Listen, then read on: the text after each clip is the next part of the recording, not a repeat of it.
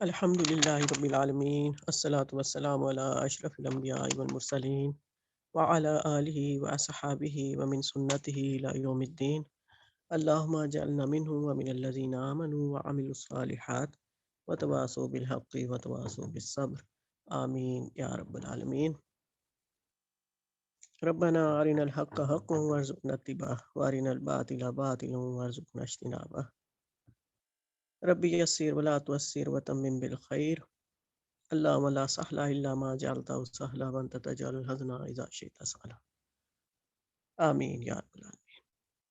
السلام علیکم ورحمۃ اللہ وبرکاتہ۔ اللہ کا احسان، اس کا کرم کہ ہم آج ماشاءاللہ 8ویں دن قرآن کے سامنے بیٹھے ہیں۔ یہ اس کا فیض ہے جو ہم نے پچھلے سپاروں میں سیکھا، اس میں سے ضرور ایک دو پوائنٹ اپنے لیے نوٹ کیا کریں اور پھر ان پر عمل کرنے کی پوری کوشش بھی کیا کریں، کیونکہ اللہ کوشش کو دیکھتا ہے ہماری۔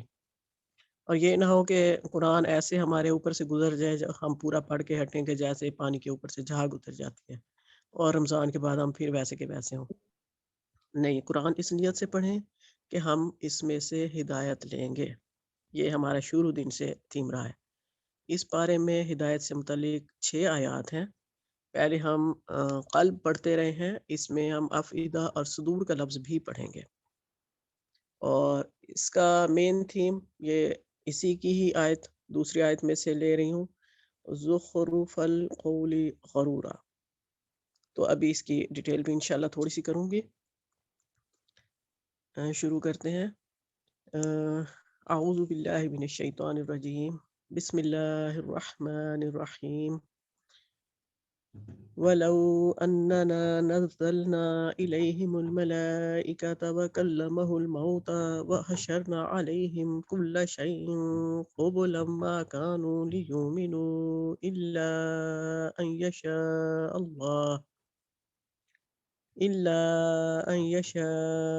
اللَّهُ وَلَكِنَّ أَكْثَرَهُمْ يَجْهَلُونَ۔ اگر ہم فرشتے بھی ان پر نازل کر دیتے اور مردے ان سے باتیں کرتے اور دنیا بھر کی چیزوں کو ہم ان کی آنکھوں کے سامنے جمع کر دیتے، تب بھی یہ ایمان لانے والے نہ تھے۔ اب اس کو ہم پچھلے سپارے کے اینڈ سے ریلیٹ کریں گے، کیونکہ آخر میں بھی یہی آیات آ رہی تھی کہ پچھلی اس کی آیت تھی 109۔ یہ لوگ کڑی کڑی قسمیں کھا کر کہتے ہیں کہ اگر کوئی نشانی ہمارے سامنے آ جائے تو ہم اس پر ایمان لے آئیں گے۔ اے محمد صلی اللہ علیہ وسلم، ان سے کہو نشانیاں تو اللہ کے پاس ہیں، اور تمہیں کیسے سمجھایا جائے کہ اگر نشانیاں آ بھی جائیں تو یہ ایمان لانے والے نہیں۔ یہ پچھلے سپارے سے یہ ریلیٹ ہے، یعنی کہ نشانیوں کی طلب ہو رہی تھی۔ جب ہدایت نہ ہو، ہدایت کی طلب نہ ہو انسان میں، تو وہ پھر نشانیوں کا یا معجزوں کا مطالبہ کرتا ہے۔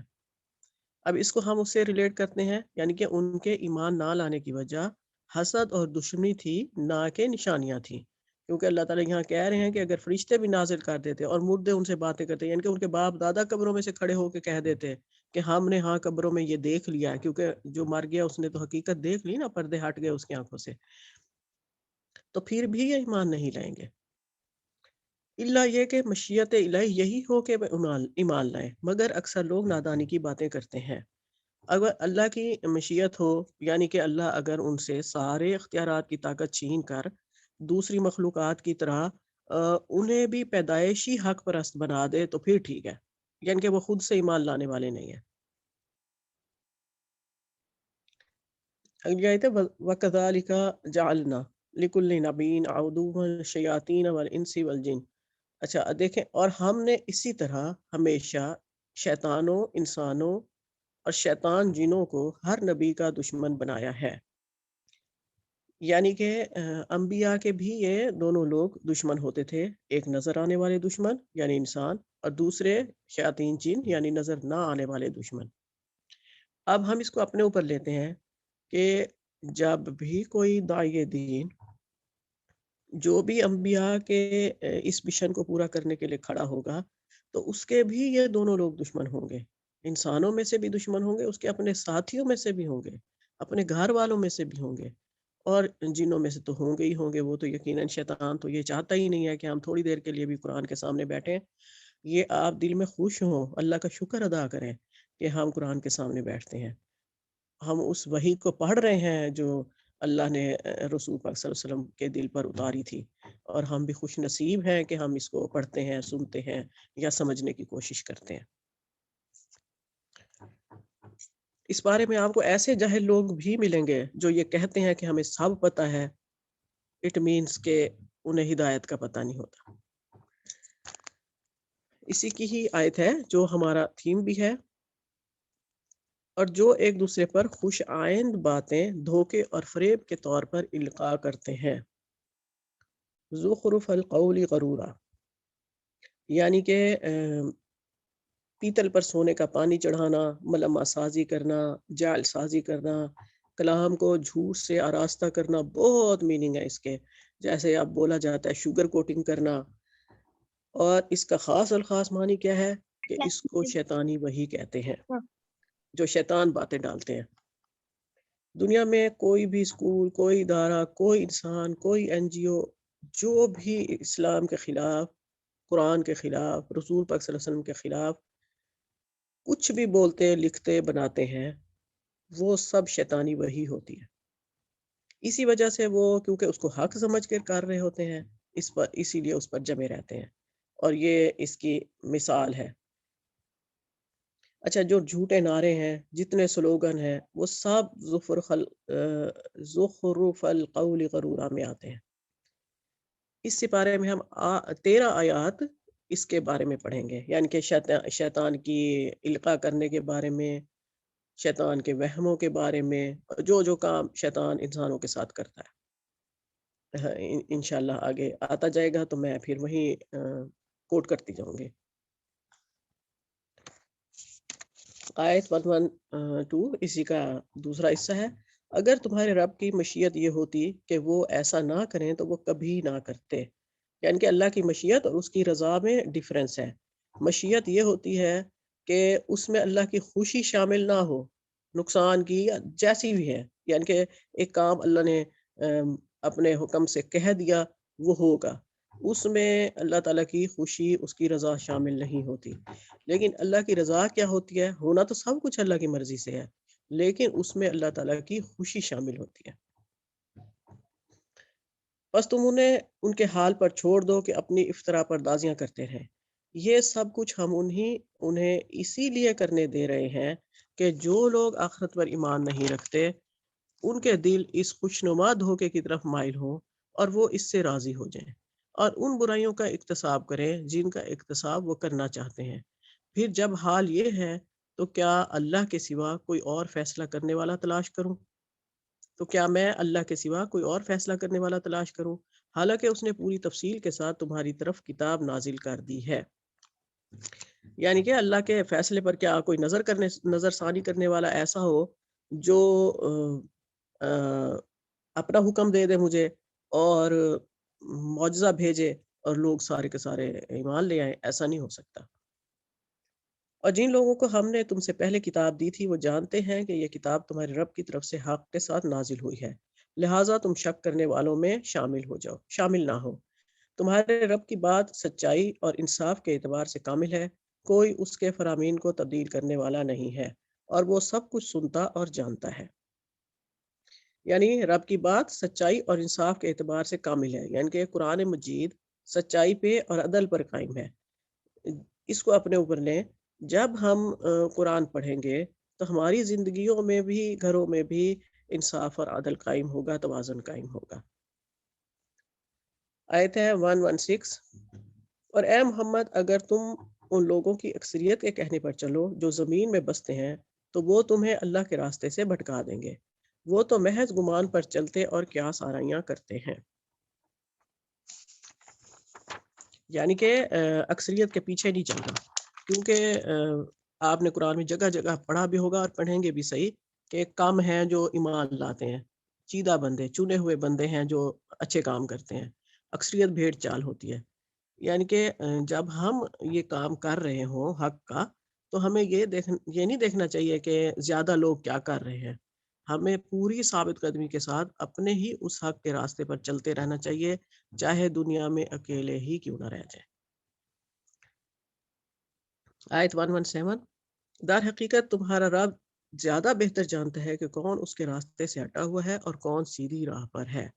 پھر اگر تم لوگ اللہ کی آیات پر ایمان رکھتے ہو تو جس جانور پر اللہ کا نام لیا گیا ہو اس کا گوشت کھاؤ۔ اب یہاں سے پھر حلال حرام کی بات شروع ہو رہی ہے، اور یہ بھی دیکھیں جس طرح کے وہ جانوروں کے گوشت کھاتے تھے، یہ بھی شیطانی وحی تھی کہ ڈیٹیل ہم نے تھوڑی سی سورہ بقرہ میں بھی پڑھی ہے، سورہ انعام میں بھی آ رہی ہے اور آگے بھی آئے گی۔ یہ بھی اس کی ایک قسم ہے۔ آخر کیا وجہ ہے کہ تم وہ چیز نہ کھاؤ جس پر اللہ کا نام لیا گیا ہو، حالانکہ جن چیزوں کا استعمال حالت اضطرار کے سوا دوسری تمام حالتوں میں اللہ نے حرام کر دی ہے، ان کی تفصیل وہ تمہیں بتا چکا ہے۔ یہ پیچھے ہم پڑھ چکے ہیں۔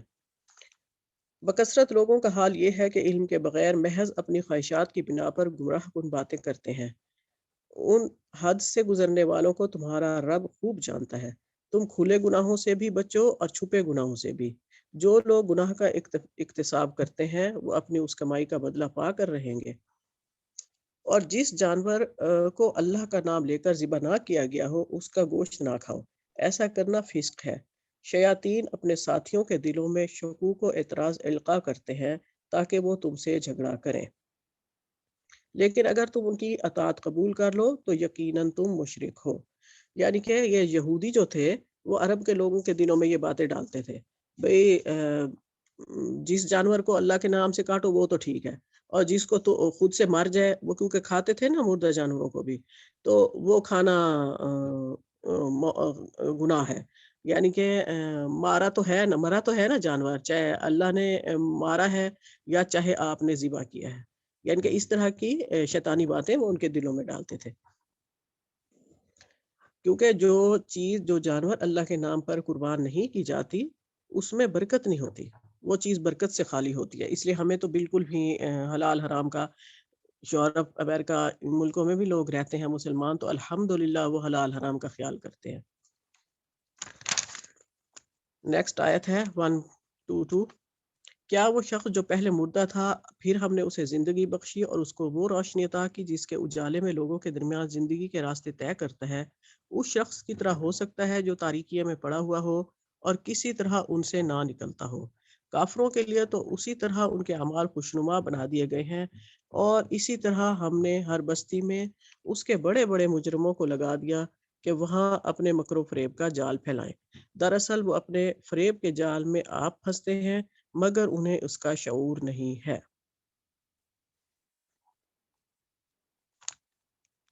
اب اس آیت سے یعنی کہ جس شخص پہلے مردہ تھا ہم نے اسے زندگی بخشی، اٹ مینز پہلے وہ مردہ تھا یعنی کہ جہالت تھی اس پر، اور زندگی بخشی یعنی کہ قرآن جو ہے وہ علم بصیرت دیتا ہے۔ اب اس آیت کو لیں اپنے اوپر کہ ہماری جو زندگی تھی پہلے کی وہ بے بندگی اور شرمندگی تھی اس کتاب کے سامنے بیٹھنے سے پہلے، یعنی کہ ہم بے علم تھے، ہم مردہ تھے، ہم جاہل تھے۔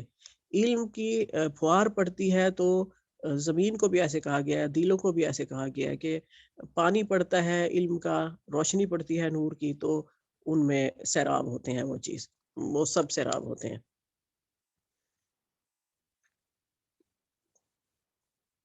وَإِذَا جَاءَتْهُمْ آیَةٌ، آیت نمبر 124، جب ان کے سامنے کوئی آیت آتی ہے تو وہ کہتے ہیں ہم نہ مانیں گے جب تک کہ وہ چیز خود ہم کو نہ دی جائے جو اللہ کے رسولوں کو دی گئی ہے۔ اللہ زیادہ بہتر جانتا ہے کہ اپنی پیغمبری کا کام کس سے لے اور کس طرح لے۔ قریب ہے کہ وہ وقت جب یہ مجرم اپنی مکاریوں کی پاداش میں اللہ کے ہاں ذلت اور سخت عذاب سے دوچار ہوں گے۔ اچھا، یہاں یہ آیا ہے نا یشرح صدرہ للاسلام، جہاں یہ آیت وہ ہو رہی ہے، یہ آیت نمبر 125، بس یہ حقیقت ہے کہ جسے اللہ ہدایت بخشنے کا ارادہ کرتا ہے اس کا سینہ اسلام کے لیے کھول دیتا ہے۔ یہ بات یعنی کہ یہاں پہلی بار قرآن مجید میں لفظ از صدرہ آیا ہے۔ صدر کا مطلب سینہ ہوتا ہے، دل نہیں ہوتا۔ جو شیطان ہے اس کی ڈیٹیل بہت زیادہ ہے، لیکن یہاں صرف یہی بتاؤں گی کہ شیطان جو ہے وہ ہمارے سینوں میں آ سکتا ہے، دل کے اندر داخل نہیں ہو سکتا، کیونکہ جو دل کا دروازہ ہے وہ اندر سے کھلتا ہے، باہر سے نہیں کھولا جا سکتا۔ یہ ہم خود اس کو سینوں میں جو اس نے وسوسے ڈالے ہوتے ہیں، ہم خود اسے اپنے دل کے اندر داخل ہونے کی دعوت دیتے ہیں، اپنے دل کا دروازہ کھول کر ڈیفرنٹ گناہوں کی صورت میں، آپ جانتے ہوں گے۔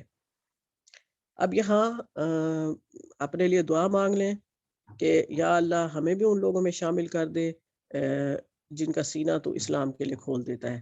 یہی دعا ہم روز پڑھ کے شروع کرتے ہیں، الحمدللہ ربی اشرح لی صدری ویسر لی امری واحلل عقدۃ من لسانی یفقہوا قولی، آمین آمین یا رب العالمین۔ اس آیت کو آگے کنٹینیو کروں گی۔ اور جسے گمراہی میں ڈالنے کا ارادہ کرتا ہے اس کے سینے کو تنگ کر دیتا ہے، ایسا بھیجتا ہے کہ اسلام کا تصور کرتے ہی اسے یوں محسوس ہونے لگتا ہے گویا اس کے روح آسمان کی طرف پرواز کر رہی ہے، یعنی کہ اس کی سانس گھٹنے لگتی ہے۔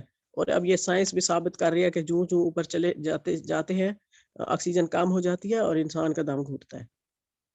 اسی طرح اللہ حق سے فرار اور نفرت کی ناپاکی ان لوگوں پر مسلط کر دیتا ہے جو ایمان نہیں لاتے، حالانکہ یہ راستہ تمہارے رب کا سیدھا راستہ ہے، اور اس کے نشانات ان لوگوں کے لیے واضح کر دیے گئے ہیں جو نصیحت قبول کرتے ہیں۔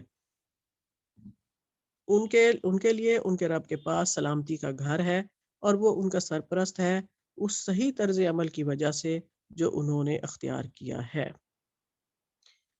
سلامتی کا گھر یعنی جنت ہے، اور سلامتی کا گھر جنت کو اس لیے کہا گیا ہے کہ وہاں انسان ہر قسم کی آفت، دکھ، تکلیف، بیماری، غم، رنج، ان چیزوں سے معمون ہوگا، بچا ہوا ہوگا۔ جب بھی یہاں آپ اپنے لیے جنت کا سوال کریں، اور وہ بھی حدیث شریف سے ثابت ہے کہ جب بھی مانگو تو جنت الفردوس مانگو۔ اگلی آیت ہے، جس روز اللہ ان سب لوگوں کو گھیر کر جمع کرے گا، اس روز وہ جنوں سے خطاب کر کے فرمائے گا کہ اے گروہ جن، تم نے تو نوع انسانی پر خوب ہاتھ صاف کیا۔ انسانوں میں سے جو ان کے رفیق تھے وہ عرض کریں گے پروردگار، ہم میں سے ہر ایک نے دوسرے کو خوب استعمال کیا، اور اب ہم اس وقت پر آ پہنچے ہیں جو تو نے ہمارے لیے مقرر کر دیا تھا، یعنی کہ اب آخرت آ گئی ہے، اور پہلے ہم ایک دوسرے کے ساتھ خوب مل کے دنیا میں تماشے کرتے رہے۔ یہاں جنوں سے مراد یعنی کہ شیطان ہے۔ اللہ فرمائے گا، اچھا اب آگ تمہارا ٹھکانہ ہے، اس میں تم ہمیشہ رہو گے، اس سے بچیں گے صرف وہی جنہیں اللہ بچانا چاہے گا، بے شک تمہارا رب دانا اور علیم ہے۔ اب یہ بات خاص طور پہ نوٹ کر لیں کہ بچیں گے صرف وہی جنہیں اللہ بچانا چاہے گا، اس کی توفیق سے ہی جنت ملنی ہے۔ آخری آیت اس رکوع کی، دیکھو اس طرح ہم آخرت میں ظالموں کو ایک دوسرے کا ساتھی بنائیں گے اس کمائی کی وجہ سے وہ دنیا میں ایک دوسرے کے ساتھ مل کر کرتے رہے تھے۔ بے شک وما علینا۔ یا معشر الجن والانس لم یاتکم رسول منکم یقصون علیکم آیاتی وینذرونکم لقاء یومکم ھذا۔ رکوع نمبر 3 ہے اور آیت نمبر 130 ہے۔ اے گروہ جن و انس، کیا تمہارے پاس خود تم ہی میں سے وہ پیغمبر نہیں آئے تھے جو تم کو میری آیات سناتے اور اس دن کے انجام سے ڈراتے تھے؟ وہ کہیں گے ہاں، ہم اپنے خلاف خود گواہی دیتے ہیں۔ آج دنیا کی زندگی نے ان لوگوں کو دھوکے میں ڈال رکھا ہے، مگر اس وقت وہ خود اپنے خلاف گواہی دیں گے کہ وہ کافر تھے۔ 131 نمبر آیت ہے۔ یہ شہادت ان سے اس لیے لی جائے گی کہ یہ ثابت ہو جائے کہ تمہارا رب بستیوں کو ظلم کے ساتھ تباہ کرنے والا نہ تھا، جبکہ ان کے باشندے حقیقت سے ناواقف ہوں۔ آگے 132 نمبر آیت ہے۔ ہر شخص کا درجہ اس کے عمل کے لحاظ سے ہے، اور تمہارا رب لوگوں کے اعمال سے بے خبر نہیں ہے۔ اس آیت میں یہ بتایا گیا ہے کہ درجات جو سے مراد یہ ہے، یعنی جو جن جنت میں جائیں گے ان کے بھی درجات ہوں گے، اور جو انسان جنت میں جائیں گے ان کے بھی درجات ہوں گے۔ ایک روایت میں ہے کہ اور یہ جو درجات ہوں گے وہ ان کے یعنی جو شخص عمل کرے گا علم کے بعد عمل کرے گا اس کے لحاظ سے ہوں گے. اور ایک روایت میں ہے جنت کے 100 درجے ہیں اور ایک سے دوسرے کے درمیان اتنا ہی فاصلہ ہے جتنا زمین اور آسمان کے درمیان ہے. ایک اور روایت میں ہے کہ جتنی قرآن کی آیات ہیں اتنے درجات جنت کے ہیں، یعنی ایک ایک آیت کو سیکھنے پر اتنا اس کا درجہ اتنا بلند ہوتا جائے گا. یہاں پہ یہ جو آیت ہے کہ ولی کلن درجات مما عاملوا، اس سے مراد یہ ہے کہ درجات بلند ہوں گے، لیکن صرف یعنی کہ قرآن حفظ کرنے کی فضیلت اپنی جگہ پر ہے، لیکن قرآن کو حفظ کرنے کے بعد یا اس کو سیکھنے کے بعد جو اس پر عمل کریں گے اس کے بعد ان کے درجات بلند ہوں گے، کیونکہ اللہ تعالیٰ جانتا ہے کہ اللہ ہر چیز سے باخبر ہے. 133 نمبر آیت ہے، تمہارا رب بے نیاز ہے اور مہربانی اس کا شیوا ہے، اگر وہ چاہے تو تم لوگوں کو لے جائے اور تمہاری جگہ دوسرے جن لوگوں کو چاہے لے آئے، جس طرح اس نے تمہیں کچھ اور لوگوں کی نسل سے اٹھایا ہے. یعنی نافرمانیوں پر یعنی نافرمانیاں جو ہے تمہاری، اس کو اللہ تعالیٰ اگنور کر رہا ہے یہ، اور آپ لوگوں کو یعنی ان لوگوں کو مہلت دے رہا ہے کہ وہ اس سے باز آ جائیں. تو اگر اللہ چاہے ان کو مٹا کر ان کی جگہ اور لے، جیسے ادھر آیت میں بھی بتایا گیا ہے کہ میں اس کی جگہ اور لوگوں کو لا سکتا ہوں. 134 نمبر آیت ہے، تم سے جس چیز کا وعدہ کیا جا رہا ہے وہ یقیناً آنے والی ہی ہے اور تم خدا کو عاجز کر دینے کی طاقت نہیں رکھتے. اس سے مراد قیامت ہے. 135 نمبر آیت ہے، اے محمد صلی اللہ علیہ وسلم کہہ دو کہ لوگوں تم اپنی جگہ عمل کرتے رہو اور میں بھی اپنی جگہ عمل کر رہا ہوں، ان قریب تمہیں معلوم ہو جائے گا کہ انجام کار کس کے حق میں بہتر ہوتا ہے. بہرحال یہ حقیقت ہے کہ ظالم کبھی فلاح نہیں پائیں گے. یعنی صلی اللہ علیہ وسلم جیسے تبلیغ کا کام کرتے تھے، وہ نہیں مانتے تھے، جو کچھ بھی کہتے تھے تو انہوں نے کہا کہ میں اپنا اللہ میاں نے کہا ہے کہ آپ کہہ دیں کہ میں اپنا کام کر رہا ہوں، تم اپنا کرو، اور ظالم جو ہوتے ہیں وہ کبھی فلاح نہیں پاتے. 136 نمبر آیت ہے، ان لوگوں نے اللہ کے لیے خود اسی کی پیدا کی ہوئی کھیتیوں اور مویشیوں میں سے ایک حصہ مقرر کیا ہے اور کہتے ہیں کہ یہ اللہ کے لیے ہے، بزعم خود وہ یہ ہمارے ٹھہرائے ہوئے شریکوں کے لیے. پھر جو حصہ ان کے ٹھہرائے ہوئے شریکوں کے لیے ہے وہ تو اللہ کو نہیں پہنچتا، مگر جو اللہ کے لیے ہے وہ ان شریکوں کو پہنچ جاتا ہے. کیسے برے فیصلے کرتے ہیں یہ لوگ.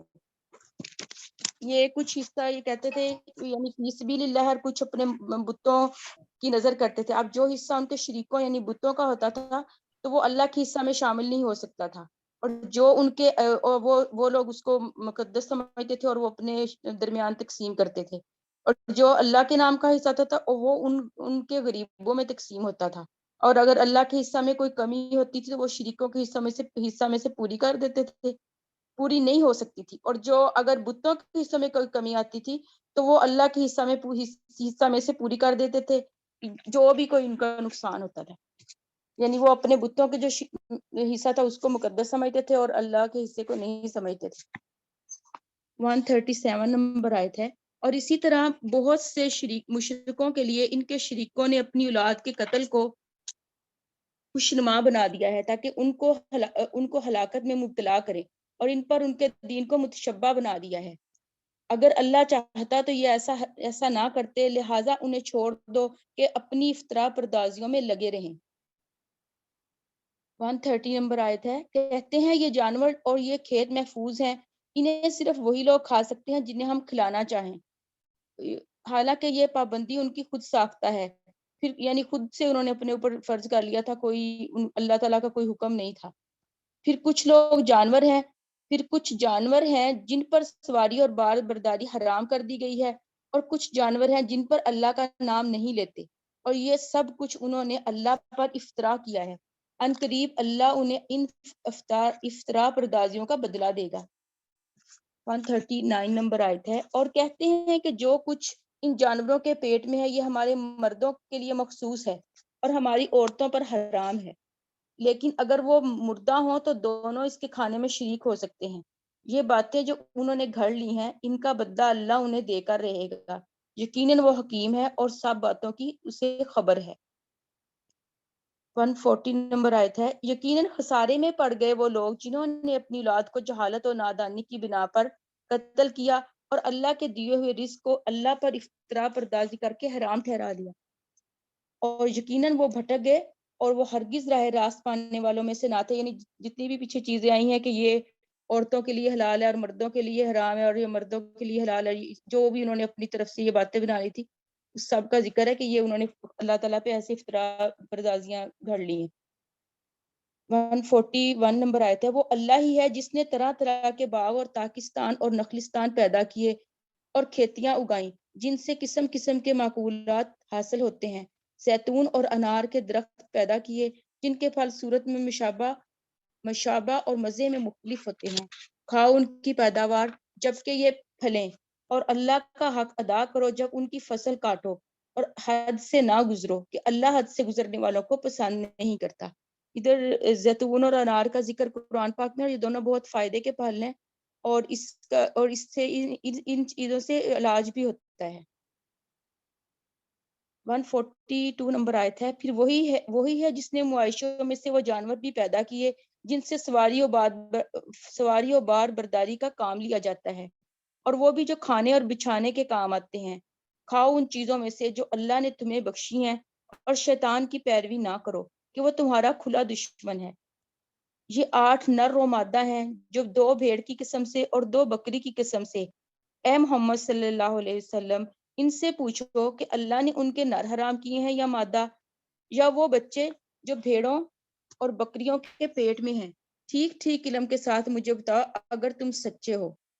144 نمبر آیت ہے، اور اسی طرح 2 اونٹ کی قسم سے ہیں اور 2 گائے کی قسم سے۔ پوچھو ان کے نر اللہ نے حرام کیے ہیں یا مادہ، یا وہ بچے جو اونٹنی اور گائے کے پیٹ میں ہوں؟ کیا تم اس وقت حاضر تھے جب اللہ نے ان کے حرام ہونے کا تمہیں حکم دیا تھا؟ پھر اس شخص سے بڑھ کر ظالم اور کون ہوگا جو اللہ کی طرف منسوب کر کے جھوٹی بات کہے تاکہ علم کے بغیر لوگوں کی غلط رہنمائی کرے۔ یقیناً اللہ ایسے ظالموں کو راہ راست نہیں دکھاتا۔ صدق اللہ العظیم۔ بسم اللہ الرحمن الرحیم۔ آیت نمبر ہے 145۔ اے محمد صلی اللہ علیہ وسلم، ان سے کہو کہ جو وحی میرے پاس آئی ہے اس میں تو کوئی ایسی چیز نہیں پاتا جو کسی کھانے والے پر حرام ہو، الا یہ کہ وہ مردار ہو یا بہایا ہوا خون ہو، یا سور کا گوشت ہو کہ وہ ناپاک ہے، یا فسق ہو کہ اللہ کے سوا کسی اور کے نام پر ذبح کیا گیا ہو۔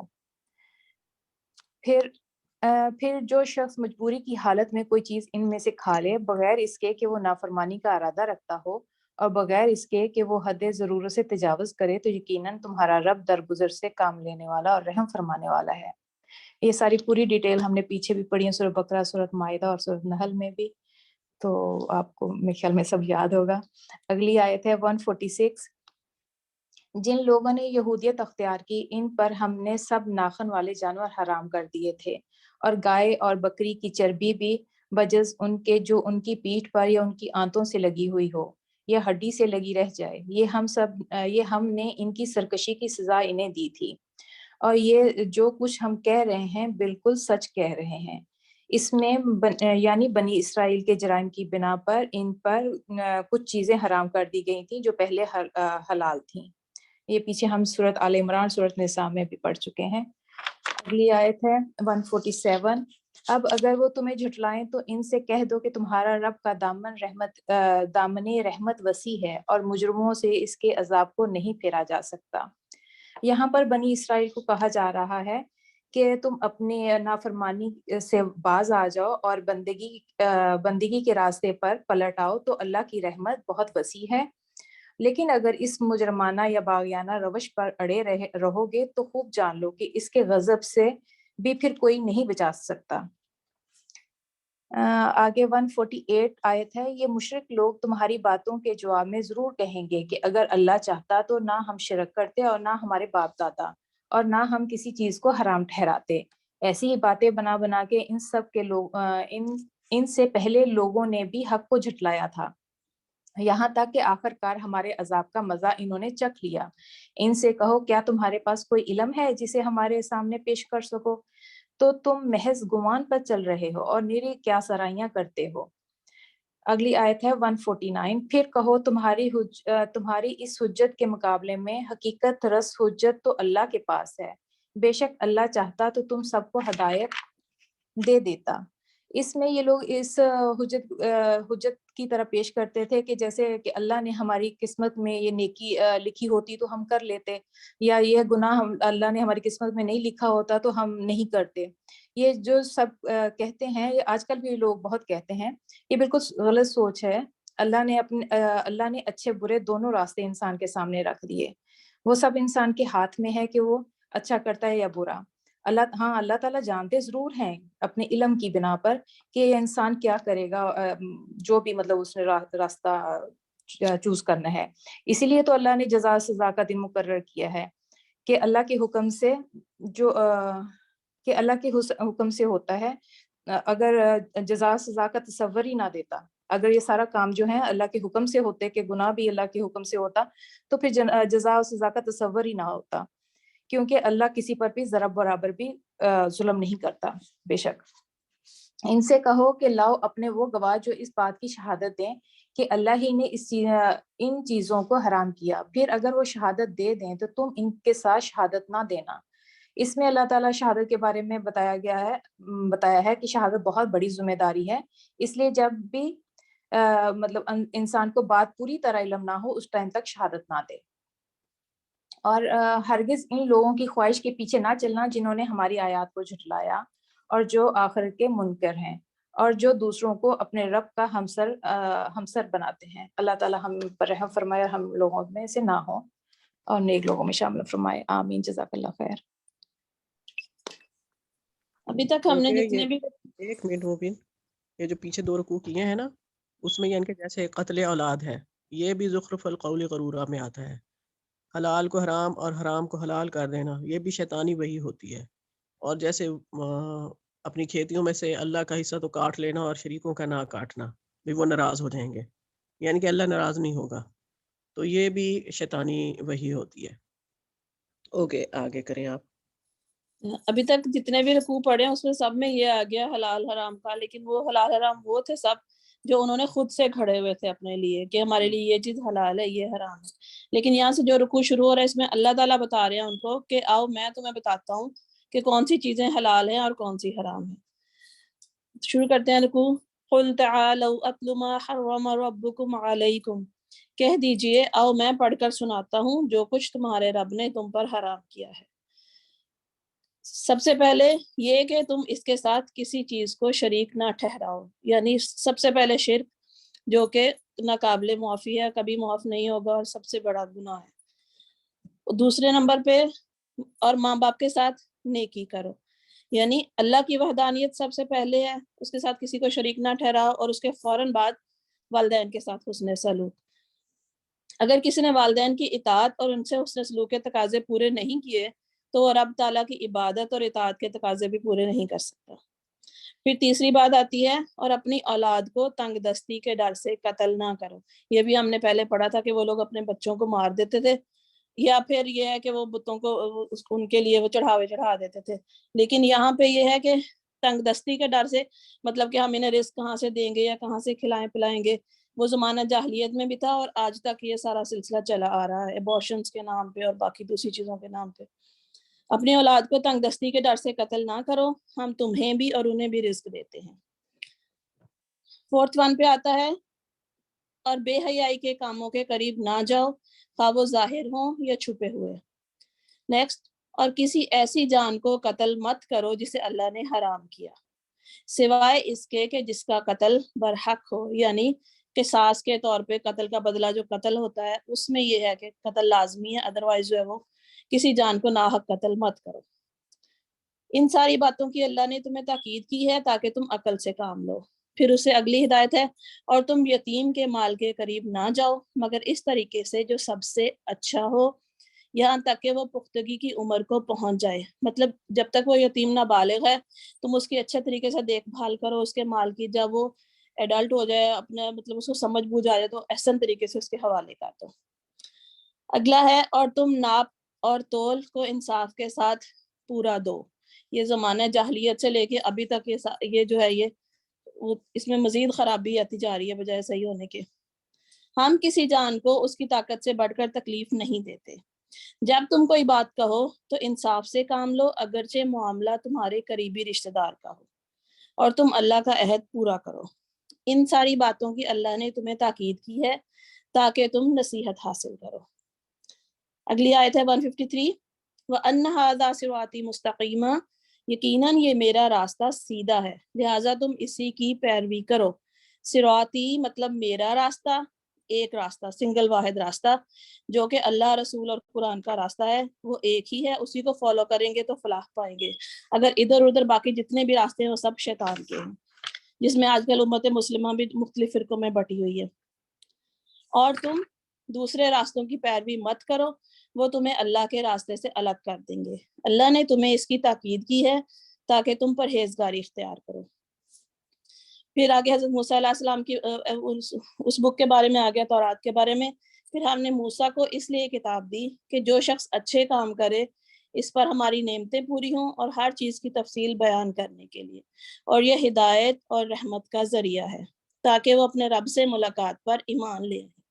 یہ بھی قرآن کریم کا اسلوب ہے کہ جہاں قرآن کا ذکر ہوتا ہے وہاں تورات کا ذکر بھی آ جاتا ہے۔ اس کی بہت سی مثالیں ملتی ہیں، اسی لیے کہ اس میں بھی وہ اپنے دور کی ایک جامع کتاب تھی، اس میں ان کی تمام دینی ضروریات کی تفصیل بیان کی گئی تھی، اور وہ ان کے لیے ہدایت اور رحمت کا باعث تھی۔ آگے ترجمہ ہے، اور یہ قرآن ایک عظیم کتاب ہے، ہم نے اسے نازل کیا ہے، یہ برکت والی ہے، پس تم اس کی پیروی کرو اور پرہیزگاری اختیار کرو تاکہ تم پر رحم کیا جائے، تاکہ تم یہ نہ کہو کہ صرف ہم سے پہلے 2 گروہوں یہود و نصارہ پر کتاب نازل کی گئی تھی، اور بے شک ہم تو ان کے پڑھنے پڑھانے سے بے خبر تھے۔ یعنی ہم نے قرآن پاک کو عربی زبان میں نازل کر کے تم لوگوں کی یہ حجت بھی تمام کر دی کہ یہ نہ کہو کہ ان کے پاس تو بک آئی تھی، ہدایت کا ذریعہ یا کتاب آئی تھی، انہوں نے اس پہ عمل کیا، اور ہمارے پاس تو کچھ آیا ہی نہیں، ہم کس طرح وہ سیدھے راستے پہ رہنمائی پاتے۔ یا تم یہ نہ کہو کہ اگر بے شک ہم پر کتاب نازل کی جاتی تو ہم ضرور اس سے ہدایت یافتہ ہوتے، چنانچہ یقیناً تمہارے پاس تمہارے رب کی طرف سے ایک واضح کتاب اور ہدایت اور رحمت آ گئی ہے۔ پھر اس شخص سے زیادہ ظالم کون ہے جس نے اللہ کی آیتوں کو جھٹلایا اور ان سے منہ موڑا۔ جو لوگ ہماری آیات سے منہ موڑتے ہیں انہیں جلد ہم سخت عذاب کی شکل میں سزا دیں گے، اس لیے کہ وہ حق سے منہ موڑتے ہیں۔ کیا وہ صرف اس بات کا انتظار کر رہے ہیں کہ ان کے پاس فرشتے آئیں، یا آپ کا رب آئے، یا آپ کے رب کی بعض نشانیاں آئیں؟ مطلب فرشتے آئیں کہ فرشتے ان کی روح قبض کر کے لے جائیں، ان کی موت کا ٹائم آ جائے، یا آپ کا رب آئے مطلب قیامت کا دن آ جائے اور آپ اپنے رب کے روبرو حاضر ہو جائیں، پیش ہو جائیں، یا آپ کے رب کی بعض نشانیاں آئیں جو قیامت کے ظہور سے پہلے کی جو نشانیاں ہیں، جیسے سورج کا مشرق سے نکلنا اور اس طرح کی بڑی بڑی نشانیاں، جس کے بعد آگے آیت کا ترجمہ کنٹینیو کرتے ہیں، جس دن آپ کے رب کی بعض نشانیاں آ جائیں گی تو کسی ایسے شخص کا ایمان لانا اسے فائدہ نہیں دے گا جو اس سے پہلے ایمان نہیں لایا تھا۔ یہ بات ہم سب کو ہی معلوم ہے کہ جس دن سورج مشرق کی بجائے مغرب سے طلوع ہوا، اس کے بعد کسی کی توبہ قبول نہیں ہوگی، نہ کسی کا ایمان لانا قبول ہوگا۔ تو اگر وہ اتنی بڑی نشانی دیکھ کر ایمان لے بھی آتے ہیں تو پھر ان کا ایمان لانا کوئی فائدہ نہیں دے گا ان کو۔ یا اس نے اپنے ایمان میں کوئی نیک عمل نہیں کیا تھا، یعنی اگر وہ مسلمان بھی تھا اور اس نے کوئی اپنی زندگی میں اچھا عمل نہیں کیا، اب قیامت نزدیک آتے دیکھ کر اگر وہ توبہ کر کے نیک عمل کرنے کی کوشش بھی کرے گا تو کوئی چیز بھی قبول نہیں ہوگی۔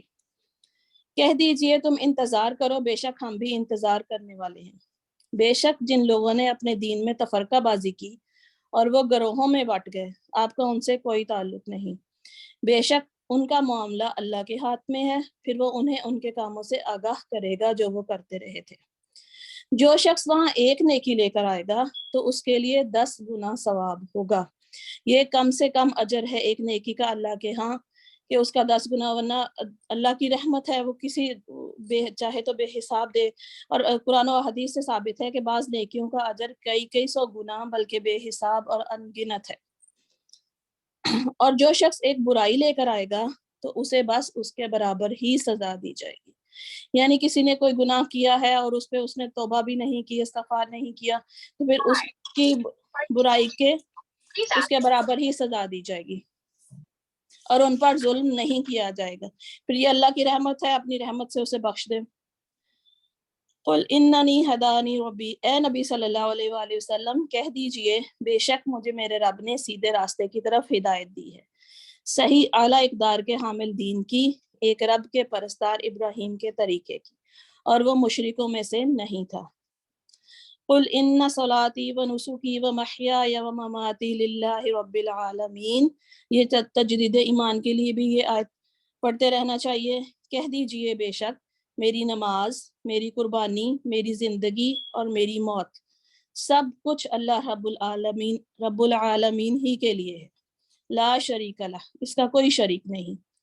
وَبِذَلِكَ أُمِرْتُ وَأَنَا أَوَّلُ الْمُسْلِمِينَ, اور مجھے اسی بات کی یعنی توحید کا حکم دیا گیا اور میں سب سے پہلا مسلمان ہوں.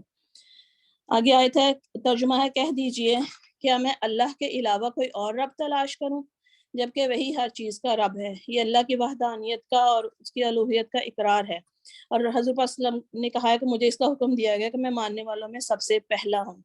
دوسرے مقام پر اللہ تعالیٰ نے فرمایا, ہم نے آپ سے پہلے جتنے بھی انبیاء بھیجے سب کو یہی وحی کی کہ میرے سوا کوئی معبود نہیں, بس تم میری ہی عبادت کر. اور یہ ہم ڈیفرنٹ آگے صورتوں میں پڑھتے رہیں گے, جہاں حضرت نوح علیہ السلام کا قصہ آئے گا وہ بھی بار بار یہی بات بیان کرتے ہیں.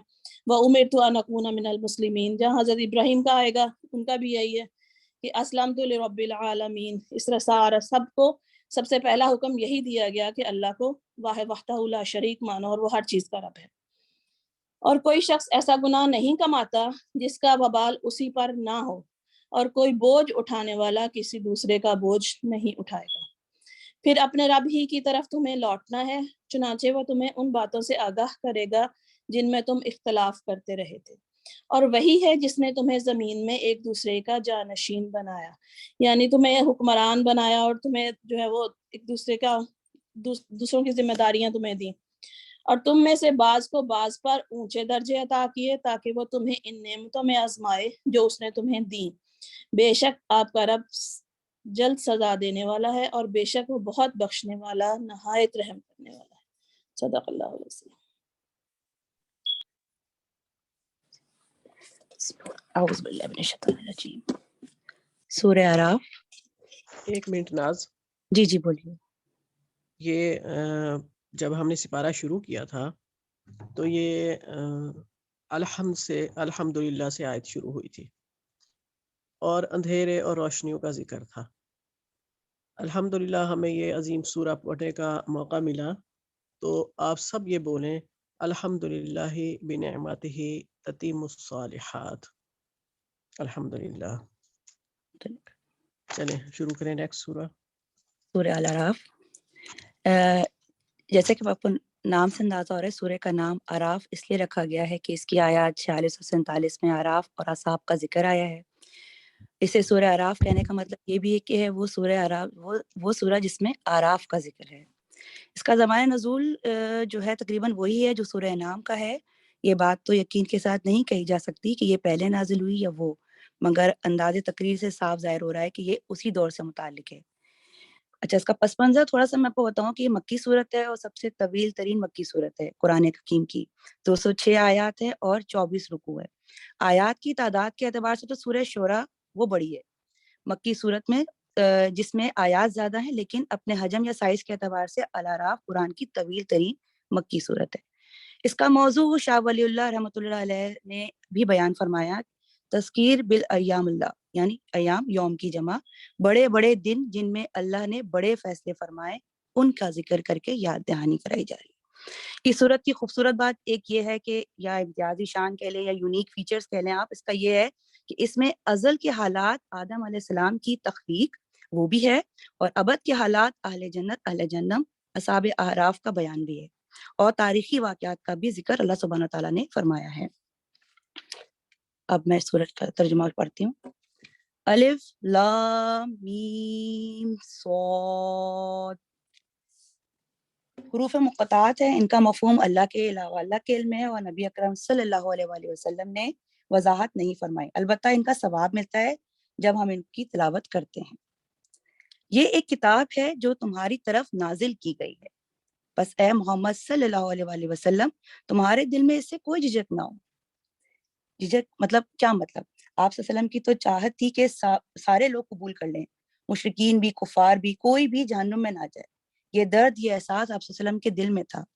یعنی کہ ان کو کہا جا رہا ہے کہ آپ بغیر کسی جھجک اور خوف کے اسے لوگوں تک پہنچا دو، اور اس بات کی کوئی پرواہ نہ کرو کہ مخالفین کا آپ کو کیسے استقبال کریں گے. وہ بگڑتے ہیں تو بگڑے، مذاق اڑاتے تو اڑائیں، جو کرنا ہے کریں، دشمنی میں جس حد تک جا سکتے ہیں جائیں، مگر تم بے کھٹکے اس پیغام کو پہنچاؤ اور تبلیغ پہ ذرا بھی حق نہ کرنا. اس کے اتارنے کے غرض یہ ہے کہ تم اس کے ذریعے منکرین کو ڈراؤ اور ایمان لانے والوں کو یاد دہانی کراؤ. لوگوں، جو کچھ تمہارے رب کی طرف سے تم پر نازل کیا گیا ہے اس کی پیروی کرو، اور اپنے رب کو چھوڑ کر دوسرے سرپرستوں کی پیروی نہ کرو. یعنی کہ اس کا مطلب ہے، یعنی خالق کائنات رب حقیقی کو چھوڑ کر اپنے جھوٹے معبودوں کو دوست نہ بناؤ. مگر تم نصیحت کمی مانتے ہو. کتنی ہی بستیاں ہیں جنہیں ہم نے ہلاک کر دیا، ان پر ہمارا عذاب اچانک رات کے وقت ٹوٹ پڑا، یا دن دہاڑے ایسے وقت آیا کہ جب کہ وہ آرام کر رہے تھے، اور جب ہمارا عذاب ان پر آ گیا تو ان کی زبان پر اس کے سوا کوئی صدا نہ تھی کہ واقعی ہم ظالم تھے. یہ بیان آگے تفصیل آئے گی. 6 قوموں کے حالات کا تذکرہ آئے گا جن پر اللہ کا عذاب ماضی میں آیا تھا، ان کا ذکر. بس یہ ضرور ہو کر رہنا ہے کہ ہم ان لوگوں سے باز پرس کریں جن کی طرف ہم نے پیغمبر بھیجے ہیں، اور پیغمبروں سے بھی پوچھیں گے کہ انہوں نے پیغام رسانی کا فرض کہاں تک انجام دیا اور انہیں اس کا کیا جواب ملا. یعنی یہاں بتا قرآن کہتا ہے کہ رسولوں سے بھی پوچھا جائے گا اور امتوں سے بھی سوال ہوگا. اللہم حاسبنا حسابا یسیرا، اے اللہ ہم سب کے حساب کو آسان فرما. یہاں ہم سب کو دعا کرنی چاہیے اس بات کی کہ ہم رسولوں سے جب پوچھا جائے گا تو ہماری کیا اوقات کیا ہے، ہماری سوچیں ذرا. پھر ہم خود پورے علم کے ساتھ ساری سرگزشت ان کے آگے پیش کر دیں گے. آخر ہم کہیں غائب تو نہیں تھے. اور وزن اس روز عین حق پر ہوگا. جن کے پلڑے بھاری ہوں گے وہی فلاح پائیں گے. اللہ ہمیں ان ایسے ہی لوگوں میں شامل فرمائے، آمین. اور جن کے پلڑے ہلکے ہوں گے رہیں گے وہی اپنے آپ کو خسارے میں مبتلا کرنے والے ہوں گے، کیونکہ وہ ہماری آیات کے ساتھ ظالمانہ برتاؤ کرتے تھے. آج آپ دیکھتے ہوں گے کہ بہت سی نہ نظر آنے والی جو چیزیں جس کو ہم ناپ رہے ہیں، جیسے کہ ہوا کا پریشر ہم ناپ لیتے ہیں. اب آپ نے کرکٹ میں بھی دیکھا ہوگا اکثر بالنگ اسپیڈ بھی اب ناپ لی جاتی ہے. تو آپ سوچیں اللہ اعمال کو تول کر دکھائے گا. اللہ اکبر. یہ جو اعمال ہم کر رہے ہیں ان کی ویٹیج کیا ہوگی؟ اخلاص ہے کہ نہیں، اللہ اور اس کے رسول کی اطاعت کے مطابق ہے کہ نہیں، یعنی ویبل بھی ہے کہ نہیں، اس کا وزن کیا جائے گا. اور آگے ہم سورہ کاف میں پڑھیں گے بھی کہ کچھ اعمال ایسے ہوں گے کہ کچھ لوگوں کے جن کا وزن ہی نہیں کیا جائے گا. اب جو اگلا رکوع اس کے بعد اگلا رکوع جو شروع ہوتا ہے وہ حضرت آدم علیہ السلام کا قصہ کچھ وضاحت کے ساتھ آ رہا ہے. وہ 7 مرتبہ قرآن میں آیا ہے، 1 مرتبہ البقرہ میں ہم پڑھ چکے ہیں. مدنی صورت مختصر یہاں پہ کچھ وضاحت کے ساتھ آ رہا ہے. ہم نے تمہیں زمین میں اختیارات کے ساتھ بسایا اور تمہارے لیے یہاں سامان زیست فراہم کیا، مگر تم لوگ کم ہی شکر گزار ہوتے ہو. یعنی کہ اس زمین کو اللہ نے موزوں ترین ہمارے لیے فیزیبل بنایا اور بے شمار نعمتیں عطا کی، لیکن تم لوگ کم ہی شکر گزار ہوتے ہو. ہم نے تمہاری تخلیق کی ابتدا، پھر تمہاری صورت بنائی، پھر فرشتوں سے کہا. یہاں اس رکوع کا آغاز ہو رہا ہے. ہم نے تمہاری تخلیق کی ابتدا کی، پھر تمہاری صورت بنائی، پھر فرشتوں سے کہا آدم کو سجدہ کرو. اس حکم پر سب نے سجدہ کیا مگر ابلیس سجدہ کرنے والوں میں شامل ہوا. ابلیس جنات میں سے تھا اور بہت ہی عبادت گزار جن میں سے تھا. وہ پوچھا تجھے کس چیز نے سجدہ کرنے سے روکا کہ جب کہ میں نے تجھ کو حکم دیا تھا؟ بولا میں اس سے بہتر ہوں، تو نے مجھے آگ سے پیدا کیا اور اسے مٹی سے. اب آپ یہ دیکھیں اب ذرا اس کی، حالانکہ بات بڑی لاجیکل اس نے کہی تھی. اپیرنٹلی میں کہوں گی لاجک کیا کہتی ہے کہ آگ جلاؤ تو شعلہ اوپر جائے گا، اور مٹی کے کتنی ہی اوپر اچھالیں آپ، آئے گی وہ نیچے ہی. کہاں جائے گی؟ نیچے ہی آئے گی. کہتا ہے میں اعلیٰ ہوں اور یہ ادنا. عقل تو استعمال کی لیکن اپنی اوقات سے باہر نکل کر. جب رب کائنات کا جب حکم آ گیا کہ ہم تو ہماری چوائس تو ختم ہو گئی نا. یہ ہمیں سمجھایا جا رہا ہے کہ یہی عقل پرستی کا فریب ہے آج کل. اکثر آپ نے سنا ہوگا لوگوں سے کہ میری عقل میں یہ بات نہیں آ رہی. بھائی تیری عقل کی حیثیت ہے کیا؟ یا مالک کے حکم کو دیکھو، اور ادروائز اگر تم استعمال کرو اپنی عقل کو تو اپنی اوقات میں رہ کر. یہ واقعہ ہمیں سمجھا رہا ہے کہ اس نے اپنی لاجک کو تو استعمال کیا بٹ آؤٹ آف ریفرنس کہیں، اور مطلب کہیں اور مارا گیا. مطلب کوئی ریفرنس نہیں تھا اس کا، اپنی بڑائی بتا رہا تھا خالی.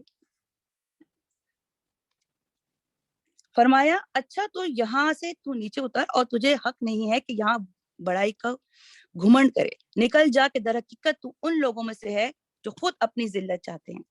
یہ اللہ اس سے کہہ بولا مجھے اس دن تک مہلت دے جبکہ یہ سب دوبارہ اٹھائے جائیں گے۔ یہ بھی یقیناً اللہ ہی کا فیصلہ تھا نا کہ اس کو یہ اللہ ہی کی طرف سے تھا، اس لیے ہم کو اللہ نے کہا کہ میں تجھے مہلت دیتا، فرمایا تجھے مہلت ہے، تو یہ اللہ کا فیصلہ، ہم اس میں کوئی سوال نہیں کر سکتے کہ اللہ نے ایسا کیوں کہا، کیسے کہا۔ بولا اچھا تو جس طرح تو نے مجھے گمراہی میں مبتلا کیا ہے میں بھی اب تیری سیدھی راہ پہ ان انسانوں کی گھات میں لگا رہوں گا۔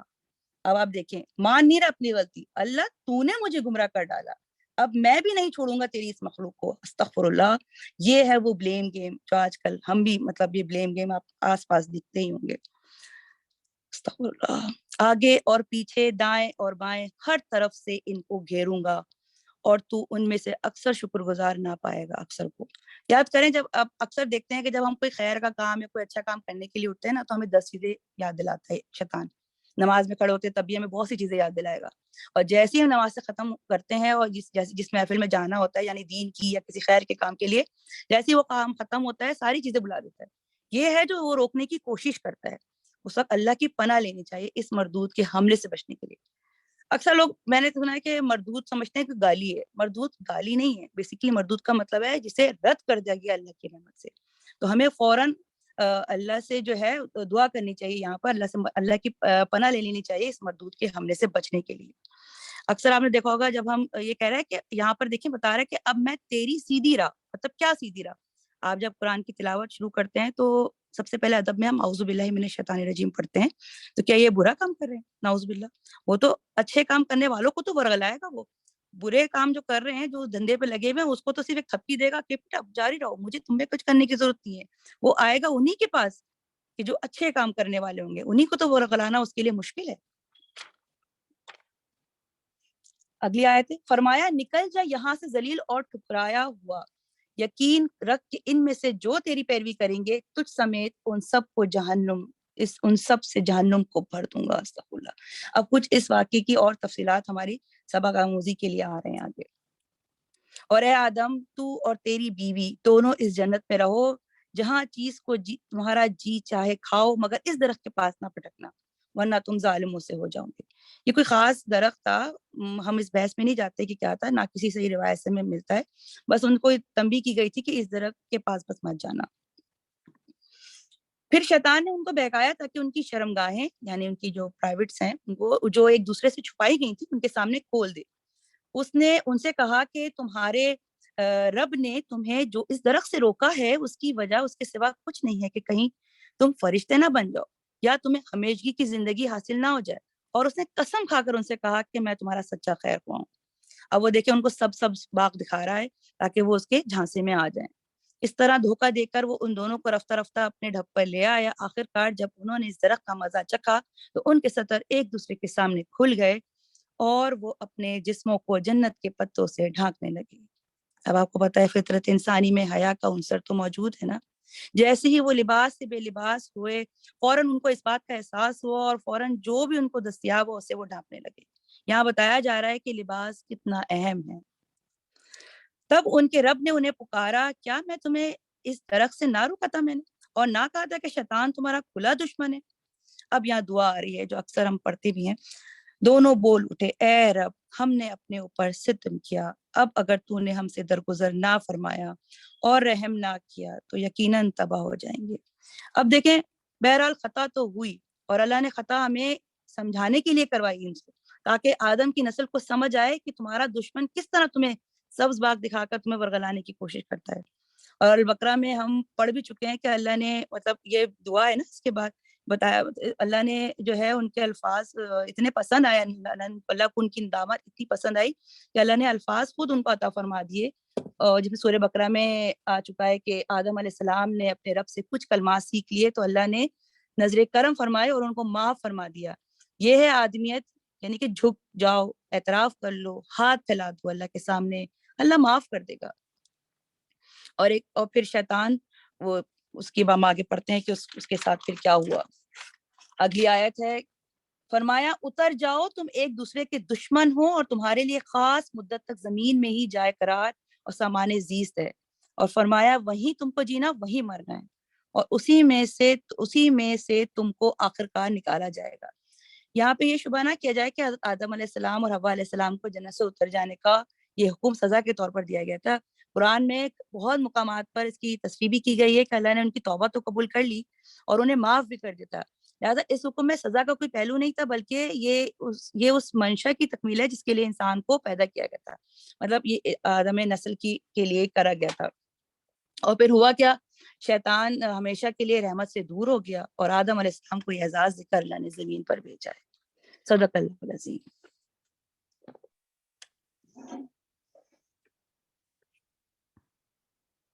جی آگے دوسرا 10واں رکوع ہے، آیت نمبر 25۔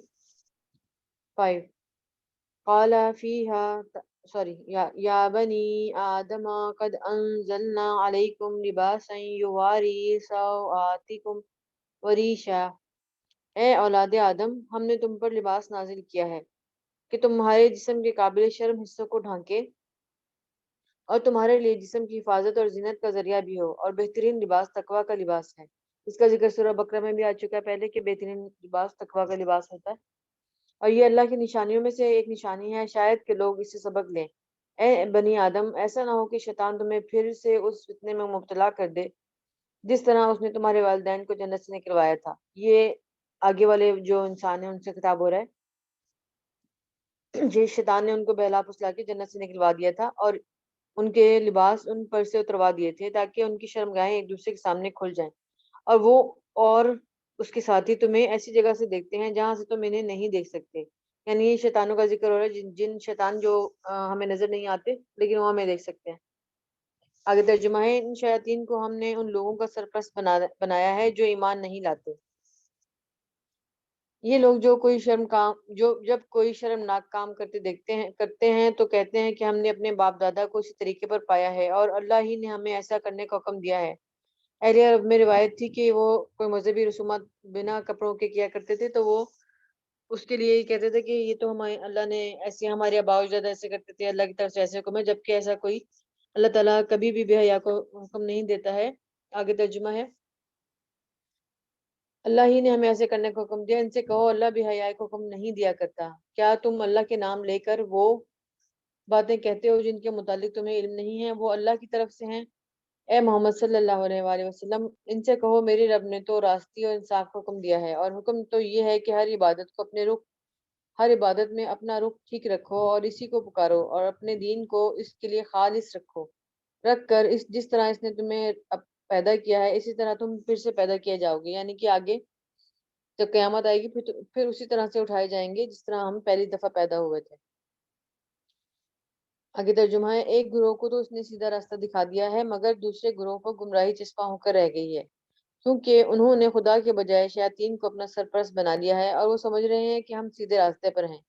اے بنی آدم ہر عبادت کے موقع پر اپنی زینت سے آراستہ رہو اور کھاؤ پیو اور حد سے تجاوز نہ کرو، اللہ حد سے بڑھنے والوں کو پسند نہیں کرتا۔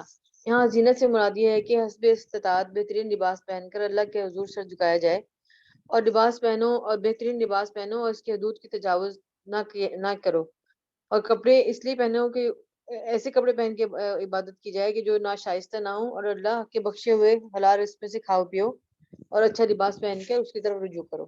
جزاک اللہ خیر۔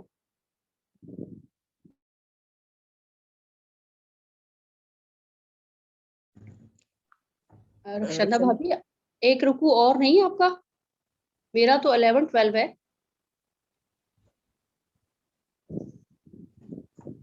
نہیں ہاں تو ابھی 11 شروع ہو گیا ہے نا، ابھی 11 شروع ابھی ہوگا 11 شروع ہوا ہے نا۔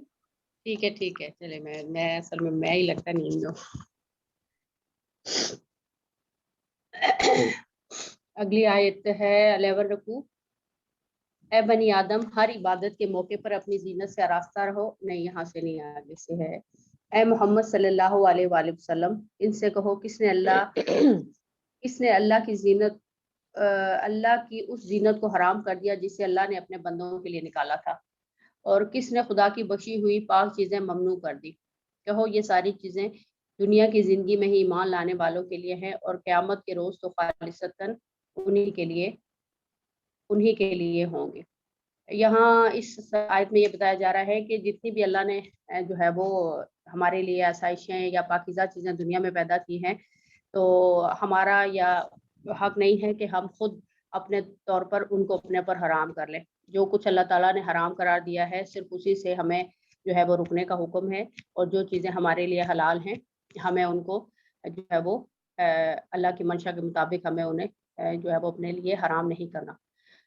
اگلی آیت ہے، اسی طرح ہم اپنی باتیں صاف صاف بیان کرتے ہیں ان لوگوں کے لیے جو علم رکھنے والے ہیں۔ اے محمد صلی اللہ علیہ وسلم ان سے کہو میرے رب نے جو چیزیں حرام کی ہیں وہ تو یہ ہے، بے شرمی کے کام خواہ کھلے ہوں یا چھپے، اور گناہ اور حق کے خلاف زیادتی، اور یہ کہ اللہ کے ساتھ کسی کو شریک نہ کرو جس کے لیے اس نے کوئی سند نازل نہیں کی، اور یہ کہ اللہ کے نام پر کوئی ایسی بات نہ کہو جس کے متعلق تمہیں علم نہ ہو کہ وہ حقیقت میں اسی نے فرمائی ہے۔ یعنی اللہ تعالیٰ جو ہے وہ نبی کریم صلی اللہ علیہ وسلم سے ارشاد فرما رہے ہیں کہ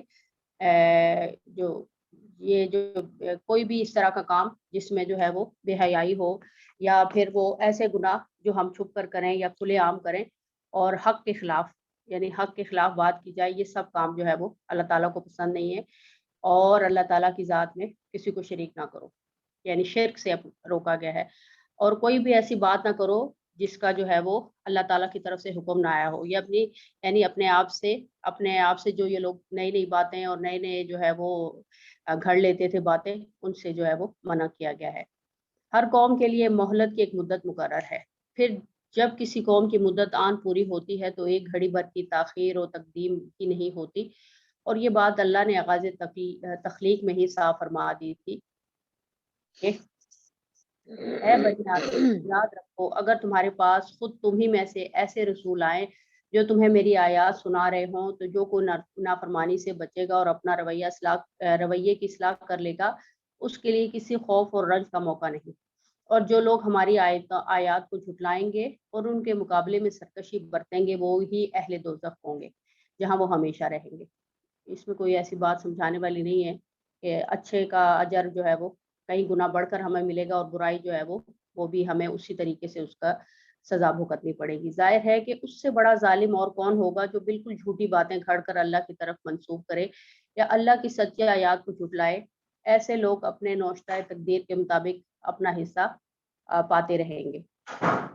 یعنی یہاں پر جو ہے اس میں بتایا جا رہا ہے کہ جتنی بھی اللہ تعالیٰ نے ہمیں جتنے دن کی مہلت دی ہے، اس میں جو کچھ ہم اچھی یا بری زندگی گزار رہے ہیں، وہ اس کے یعنی وہ ہمارے نصیب میں لکھ دی گئی ہے، اس کے مطابق ہی ہم نے اپنا حصہ وہاں جا کر پانا ہے۔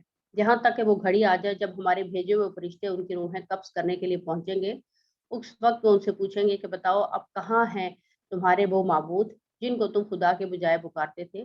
اور وہ کہیں گے کہ سب ہم سے گم ہو گئے، اور وہ خود اپنے خلاف گواہی دیں گے کہ ہم واقعی منکر حق تھے۔ اللہ فرمائے گا جاؤ تم بھی اسی جہنم میں چلے جاؤ جس میں تم پہلے سے گزرے ہوئے گروہ ہو جنوں انس تم سے پہلے گزرے ہوئے جنوں انس جا چکے ہیں۔ ہر گروہ جب جہنم میں داخل ہوگا تو اپنے پیش رو گروہ پر لعنت کرتا ہوا داخل ہوگا، حتیٰ کہ جب سب جمع ہو جائیں گے تو ہر بعد والا گروہ پہلے گروہ کے حق میں کہے گا اے رب یہ لوگ تھے جنہوں نے ہم کو گمراہ کیا، لہٰذا انہیں آگ کا دورہ عذاب دے۔ یہاں پر یہ بتایا جا رہا ہے کہ سب ایک دوسرے کے اوپر جو ہے وہ بلیم کرنا شروع کر دیں گے کہ انہوں نے ہم سے پہلے والوں نے ہمیں گمراہ کیا، اس لیے ہم ان کے راستے پر چلے، اب جو ہے وہ ان کو ہم سے دگنا عذاب ملنا چاہیے۔ اور یہ بھی شاید ہم پہلے بھی پڑھ چکے ہیں کہ جو برائی جس شخص سے شروع ہوگی اس کا وبال اس تک ہمیشہ روز قیامت تک جاتا رہے گا۔ شاید اس وجہ سے یہ بات یہاں کہی جا رہی ہے۔ یہاں پر تفسیر میں بھی اس چیز کا ذکر آیا ہے، وہ قتل کا جو واقعہ ہوا تھا وہ، اور کوئی بھی ایسی برائی جو ایک انسان شروع کرتا ہے اور اس کو آگے کنٹینیو وہ رہتی ہے، تو اس کا وبال جو ہے وہ اس کا حصہ اس تک روز قیامت تک جاتا رہے گا۔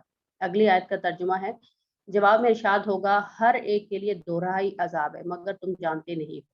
یعنی وہ ان کو آگے یہ تنبیہ کی جا رہی ہے کہ اس بات پر اپنے آپ کو جو ہے وہ بری و ذمہ نہ سمجھو، جو کچھ تم کر کے آئے ہو اس کا بھی تمہیں پورا حساب دینا ہوگا۔ اور اگلی آیت ہے، اور پہلا گروہ دوسرے گروہ سے کہے گا اگر ہم قابل الزام تھے تو تم ہی کو ہم پر کون سی فضیلت حاصل تھی، اب اپنی کمائی کے نتیجے میں عذاب کا مزہ چکھو۔ यानी वो दूसरे वाले पहले वालों पे, यानी ये एक दूसरे पे लान तान इसी तरह होगी, क्योंकि अपने आप को सब अपने आप को बचाने के लिए इस तरह के इल्ज़ामात एक दूसरे पर लगाएंगे। तो इससे यानी कि तुम ही को हम पर कौन सी फजीलत हासिल थी, अब अपनी कमाई के नतीजे में अपने अजाब का मजा चखो। तो दोनों जो है वो जो ग्रोह हैं, जो गलत काम कर रहेंगे, सबको उनके अजाब का जो है वो जरूर उस दिन हिसाब देना पड़ेगा, जो कुछ वो करते रहे हैं दुनिया में। सदक़ल्लाहुल अज़ीम।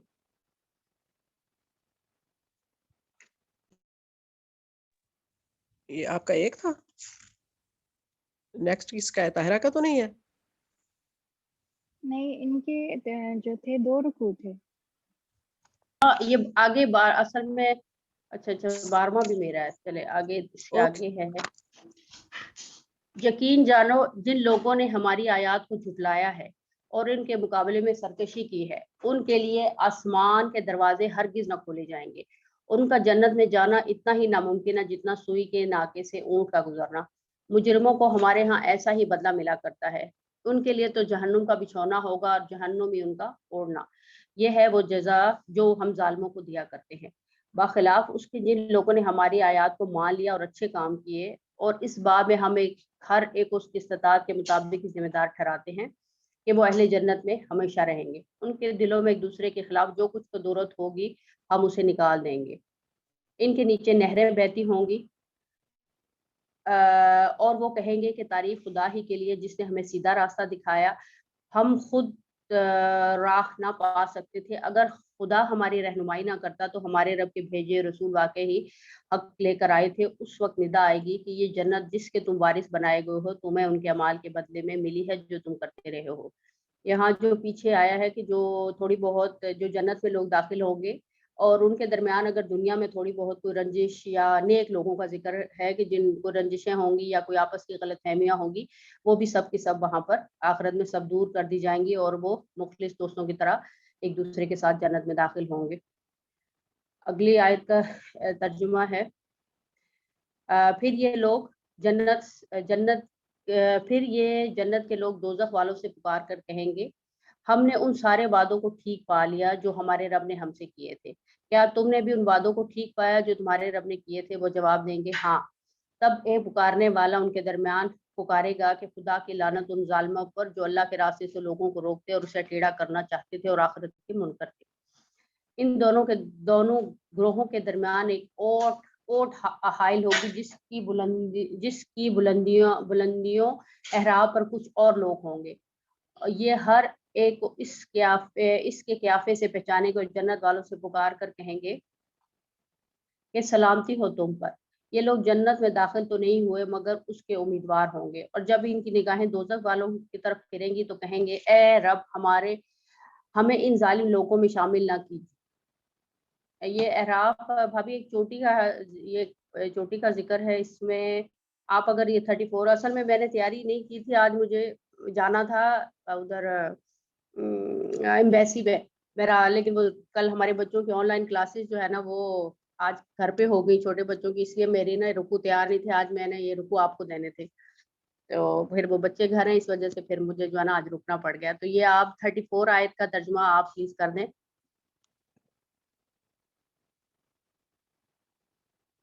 शाइस्ता आपकी आवाज ठीक नहीं आ रही।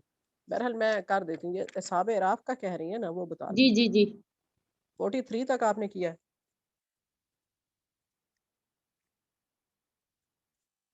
जी भाभी, आखिरी जो है ना कि वो जो अहराफ पे लोग होंगे जो जी जन्नत जी वालों को भी देखेंगे और दोजख वालों को भी। जी ठीक है, ओके। औज़ुबिल्लाहिमिनश्शैतानिर्रजीम। इन दोनों गिरोहों के दरमियान एक ओट हाइल होगी, यानी कि जो अराफ पे होंगे ना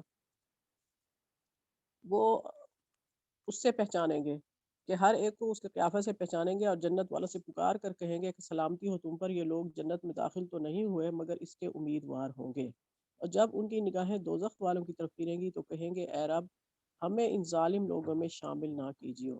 ये एक मकाम होगा, इसका सिर्फ जिक्र इसी सूरह में ही आया है और ये ख़ास बात है कि इन लोगों की नेकियां और बुराइयां जब तोली जाएंगी तो वो बिल्कुल बराबर होंगी। लेकिन इनके बारे में ये कहा जाता है मुफस्सिरीन ने कि ये ایٹ دا اینڈ جنت میں ہی داخل کیے جائیں گے. اور اس وقت وہ اصحاب اعراف جو ہوں گے وہ یہ دعا کریں گے بلکہ حسرت کریں گے کہ کاش ہم نے ایک بار سبحان اللہ زندگی میں کہہ دیا ہوتا. تو جب سے میں نے یہ بات پڑھی تھی اس کے بعد سے میں نے چلتے پھرتے اٹھتے بیٹھتے ذکر شروع کر دیا تھا کہ کیا معلوم میرے ساتھ ایسا ہو جائے. تو ایک دفعہ سبحان اللہ کہہ دیا ہوتا تو ہم جنت میں بیٹھے ہوتے. اب ہمیں اس سے یہ سبق لینا چاہیے کہ ہمیں کبھی بھی چھوٹی سی نیکی پر بھی کمپرومائز نہیں کرنا چاہیے, اس کو حاصل کرنے کی ہر حال میں کوشش کرنی چاہیے. آگے کس نے کرنا ہے؟ شمائلہ کا ہے؟ جی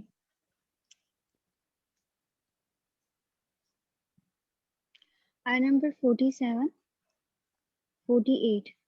اور اہل اعراف بہت سے آدمیوں کو جن کے ان کے قیافہ سے یعنی چہروں سے پہچانیں گے, پکاریں گے کہ کہیں گے تمہاری جماعت اور تمہارا اپنے آپ کو بڑا سمجھنا تمہارے کچھ کام نہ آیا. تو یہ اہل اعراف جو اس میں کہا گیا ہے کہ یہ لوگوں کو ان آدمیوں کو ان کے چہروں سے پہچانیں گے جو آئیں گے. اور اہل اعراف کا جو میں نے یہ تفسیر میں پڑھا تھا کہ وہ لوگ ہوں گے جن کے نامہ اعمال نہ تو نیکیاں زیادہ ہوں گی اور نہ ہی برائیاں زیادہ ہوں گی. تو یہ لوگ اعراف میں ہی رہ جائیں گے اور نہ ہی جنت میں اور نہ دوزخ میں جائیں گے.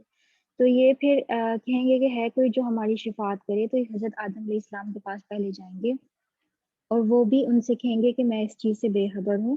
پھر وہ اپنے ان کو موسیٰ کے پاس بھیجیں گے اور پھر ایٹ دا اینڈ پہ جو ہے نا وہ آپ جو ہے یہ سارے حضرت محمد صلی اللہ علیہ وسلم کے پاس جائیں گے شفاعت کے لیے. اور وہ پھر آپ صلی اللہ علیہ وسلم کہیں گے کہ ضرور کیونکہ میں ادھر شفاعت کے لیے ہوں. تو آپ صلی اللہ علیہ وسلم اللہ تعالیٰ کے پاس جائیں گے اور ان کی اللہ کی تعریف بیان کریں گے اور پھر کہیں گے اللہ تعالیٰ کہیں گے محمد صلی اللہ علیہ وسلم اپنا سر اٹھاؤ, مانگو جو دیا جائے گا. تو شفاعت کو قبول کی جائے گی. بس آپ صلی اللہ علیہ وسلم اپنا سر اٹھائیں گے اور کہیں گے رب میری امت. اللہ تعالیٰ فرمائیں گے کہ سب تیری ہی ہے.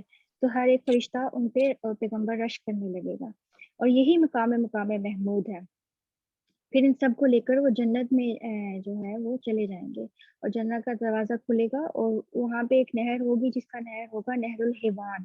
ان کے دونوں کناروں پر سونے کے محل یا کود سے جڑواؤں کیے گئے ہوں گے اور سب ان میں غسل کریں گے اور پھر ان میں جنتیوں کی خوشبو پیدا ہو جائے گی. تو انہیں مساکین اہل جنت کہا جائے گا جو اہل اعراف ہوں گے. اگلی آیت کا ترجمہ ہے کیا یہ وہی ہے جن کی نسبت تم قسمیں کھا کھا کر کہا کرتے تھے کہ اللہ تعالیٰ ان پر رحمت نہ کرے گا. ان کو یوں حکم ہوگا کہ جاؤ جنت میں تم پر نہ کچھ خوف ہے اور نہ تم مغموم ہوگے. یہ اس سے مراد یہ ان لوگوں کو کہا گیا اہل ایمان والے جو وہ ہیں وہ لوگ ہیں کہ جو غریب تھے اور مسکین اور مفلس تھے اور جنہوں نے ان مسکینوں کا اور غریبوں کا مذاق اڑایا کہ جو تکبر والے تھے کہ دیکھو ان کے حالات, اگر اللہ کے ہاں یہ محبوب ہوتے تو ان کا دنیا میں یہ حال ہوتا. تو یہ انہوں نے مزید وہ تکبر میں جاتے ہوئے ہیں اور کہتے ہیں کہ قیامت والے بھی دن اللہ کے رحمت سے محروم ہوں گے. تو یہ ان کے بارے میں آیت ہے کہ یہ دیکھو کہ اللہ تعالیٰ کی ان پر رحمت کرے گا اور ان کو کہے گا کہ جاؤ جنت میں تم پر کچھ خوف نہیں ہے. اگلی آیت کا ترجمہ ہے اور دوزخ والے جنت والوں کو پکاریں گے کہ ہمارے اوپر تھوڑا پانی ہی ڈال دو یا اور ہی کچھ دے دو جو اللہ نے تم کو دے رکھا ہے. جنت والے کہیں گے اللہ تعالیٰ نے دونوں چیزوں کی کافروں کے لیے بندش کر دی ہے. اس میں اس آیت میں فرمایا گیا ہے کہ کافروں کے لیے جنت کی جو خوراک ہوگی وہ بالکل بھی ان کے اوپر نہیں دی جائے گی, کہ وہ بندش ہوگی. اس کے لیے ایک واقعہ ہے کہ آپ صلی اللہ علیہ وسلم کے جو ایک ابو طالب تھے وہ جب ان کے چچا بیمار پڑے تو اہل قریش نے ان کو کہا کہ جاؤ اپنے بھتیجے سے جنت کا انگوروں کا گوشہ منگوا لو تو اس سے تمہیں آرام ملے گا. جو وہ بیماری جو موت کی بیماری میں پڑے تھے, قاصد کو بھیجا آپ صلی اللہ علیہ وسلم کی طرف. تو آپ صلی اللہ علیہ وسلم نے فرمایا کہ جنت کا جو کھانا ہے وہ کافروں کے اوپر حرام ہے. تو اس کے بارے میں یہ ہے. اگلی آیت ہے جنہوں نے دنیا میں اپنے دین کو لہو لعب بنا رکھا تھا اور جن کی دنیاوی زندگی نے دھوکے میں ڈال رکھا تھا سو ہم بھی آج کے روز ان کا نام بھول جائیں گے جیسا کہ وہ اس دن کو بھول گئے جیسا یہ ہماری آیتوں کا انکار کرتے تھے. یہ آیت بہت زیادہ ڈرانے والی ہے۔ اس کے اندر کہا گیا ہے کہ جو لوگ دین کو بھول جاتے ہیں دنیا کی رنگینیوں کے اندر، اللہ تعالیٰ اس کو قیامت والے دن کہیں گے کہ آج میں بھی تم لوگوں کو بھول گیا ہوں جیسے کہ تم مجھے بھول گئے تھے۔ اور آگے اللہ تعالیٰ ان لوگوں کا بھی ذکر کرتے ہیں جنہوں نے آپ سے جو آیتوں کا انکار کرتے تھے۔ اگلی آیت کا ترجمہ ہے، اور ہم نے ان لوگوں کے پاس ایسی ہی کتاب پہنچا دی ہے جس کو ہم نے اپنے علم کامل سے بہت واضح کر کے بیان کر دیا ہے۔ وہ ذریعہ ہدایت اور رحمت ان لوگوں کے لیے ہے جو ایمان لائے ہیں۔ اللہ تعالیٰ نے فرمایا کہ اس کے اندر حدیث شریف میں آتا ہے کہ قیامت والے دن اللہ تعالیٰ اس قسم کے بندے سے کہیں گے کہ کیا میں نے تجھے بیوی بچے نہیں دیے تھے، تجھے عزت و کرام سے نہیں نوازا تھا، اونٹ اور گھوڑے کیا تیرے تابع نہیں تھے، تو کیا تو سرداری کرتے ہوئے لوگوں سے رنگی وصول نہیں کرتے تھا؟ تو وہ کہے گا کیوں نہیں، یہ یا اللہ یہ سب باتیں صحیح ہیں۔ تو اللہ تعالیٰ اسے پوچھے گا تو کیا میری ملاقات یقین رکھتا تھا؟ وہ کہے گا نہیں۔ اللہ تعالیٰ فرمائے گا پس جس طرح تم مجھے بھولا رہا آج میں تمہیں بھول جاؤں گا۔ اور جو دنیا کے فریب میں مبتلا ہوئے ایسے لوگوں کے دلوں سے جو آخرت کی فکر اٹھ جاتی ہے، آخر اللہ کا خوف نکل جاتا ہے، اس لیے وہ دین میں بھی اپنی طرف سے جو چاہتے ہیں اضافہ کر لیتے ہیں، اور جسے پکڑتے ہیں جسے چاہتے ہیں وہ دین کا حدیث پکڑ لیتے ہیں۔ اور ایسے لوگوں کو اللہ تعالیٰ نے جو ہے قیامت والے دن کہا کہ وہ ان لوگوں کو بھی بھول جائیں گے۔ اگلی آیت کا ترجمہ ہے، ان لوگوں کو اور کسی بات کا انتظار نہیں، صرف اس کے اخیر نتیجے کا انتظار ہے۔ جس روز اس کا اخیر نتیجہ پیش آئے گا، اس روز جو لوگ اس کو پہلے سے بھولے ہوئے تھے یوں کہیں گے کہ واقعی ہمارے رب کے پیغمبر سچی سچی باتیں کر لائے تھے، سوا اب کیا کوئی ہمارا سفارشی ہے کہ وہ ہماری سفارش کر دے، یا کیا ہم پھر واپس بھیجے جا سکتے ہیں تاکہ ہم لوگ ان اعمال کے جن کو ہم کیا کرتے تھے اس کے برعکس دوسرے اعمال کریں۔ بے شک ان لوگوں نے اپنے آپ کو خسارہ میں ڈال دیا ہے، اور یہ جو باتیں تراشتے تھے سب گم ہو گئیں۔ آئی تھنک یہ آیت بالکل کلیئر ہے۔ اگلی آیت کا ترجمہ ہے، بے شک تمہارا رب اللہ ہی ہے جس نے سب آسمانوں اور زمین کو 6 روز میں پیدا کیا ہے۔ اس کے اندر اس آیت میں کہا گیا ہے کہ اس کے 6 دن میں اتوار، پیر، منگل، بدھ، جمعرات اور جمعہ ہیں، جس کے اندر جمعے کے دن حضرت آدم علیہ السلام کی تخلیق ہوئی، اور ان دنوں میں ہی سارا جو ہے دنیا کی تخلیق ہوئی، جس کے اندر سورج، چاند، پہاڑ، پودے، جانور سب کچھ شامل ہیں۔ اور اتوار کا دن اس لیے کہا جاتا ہے کہ اتوار کا دن اس کو سبت کہتے ہیں، یعنی کہ روک دیا گیا، تو اس کو اتوار والے دن اس میں یہ کہا گیا ہے کہ اس میں تخلیق روک دی گئی تھی۔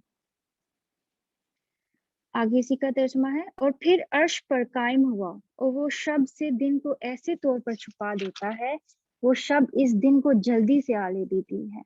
اس کے اندر بالکل ایک سائنس بھی بتائی ہوئی ہے کہ جس طرح سے ایک سوچنے کی بات ہے سوچنے والوں کے لیے کہ جیسے چاند اور سورج کا اور شب کا جیسے سسٹم ہے کہ جو ہی چاند جو ہے وہ نکلتا ہے اور وہ رات ہو جاتی ہے، اور جو ہی پھر سورج نکلتا ہے اور دن کا چڑھ آتا ہے، تو یہ ہمیشہ جو ہے سسٹم جو ہے بالکل کنٹینیوسلی بہت اچھے سے چل رہا ہے، کسی انسان کے بس کی بات نہیں ہے۔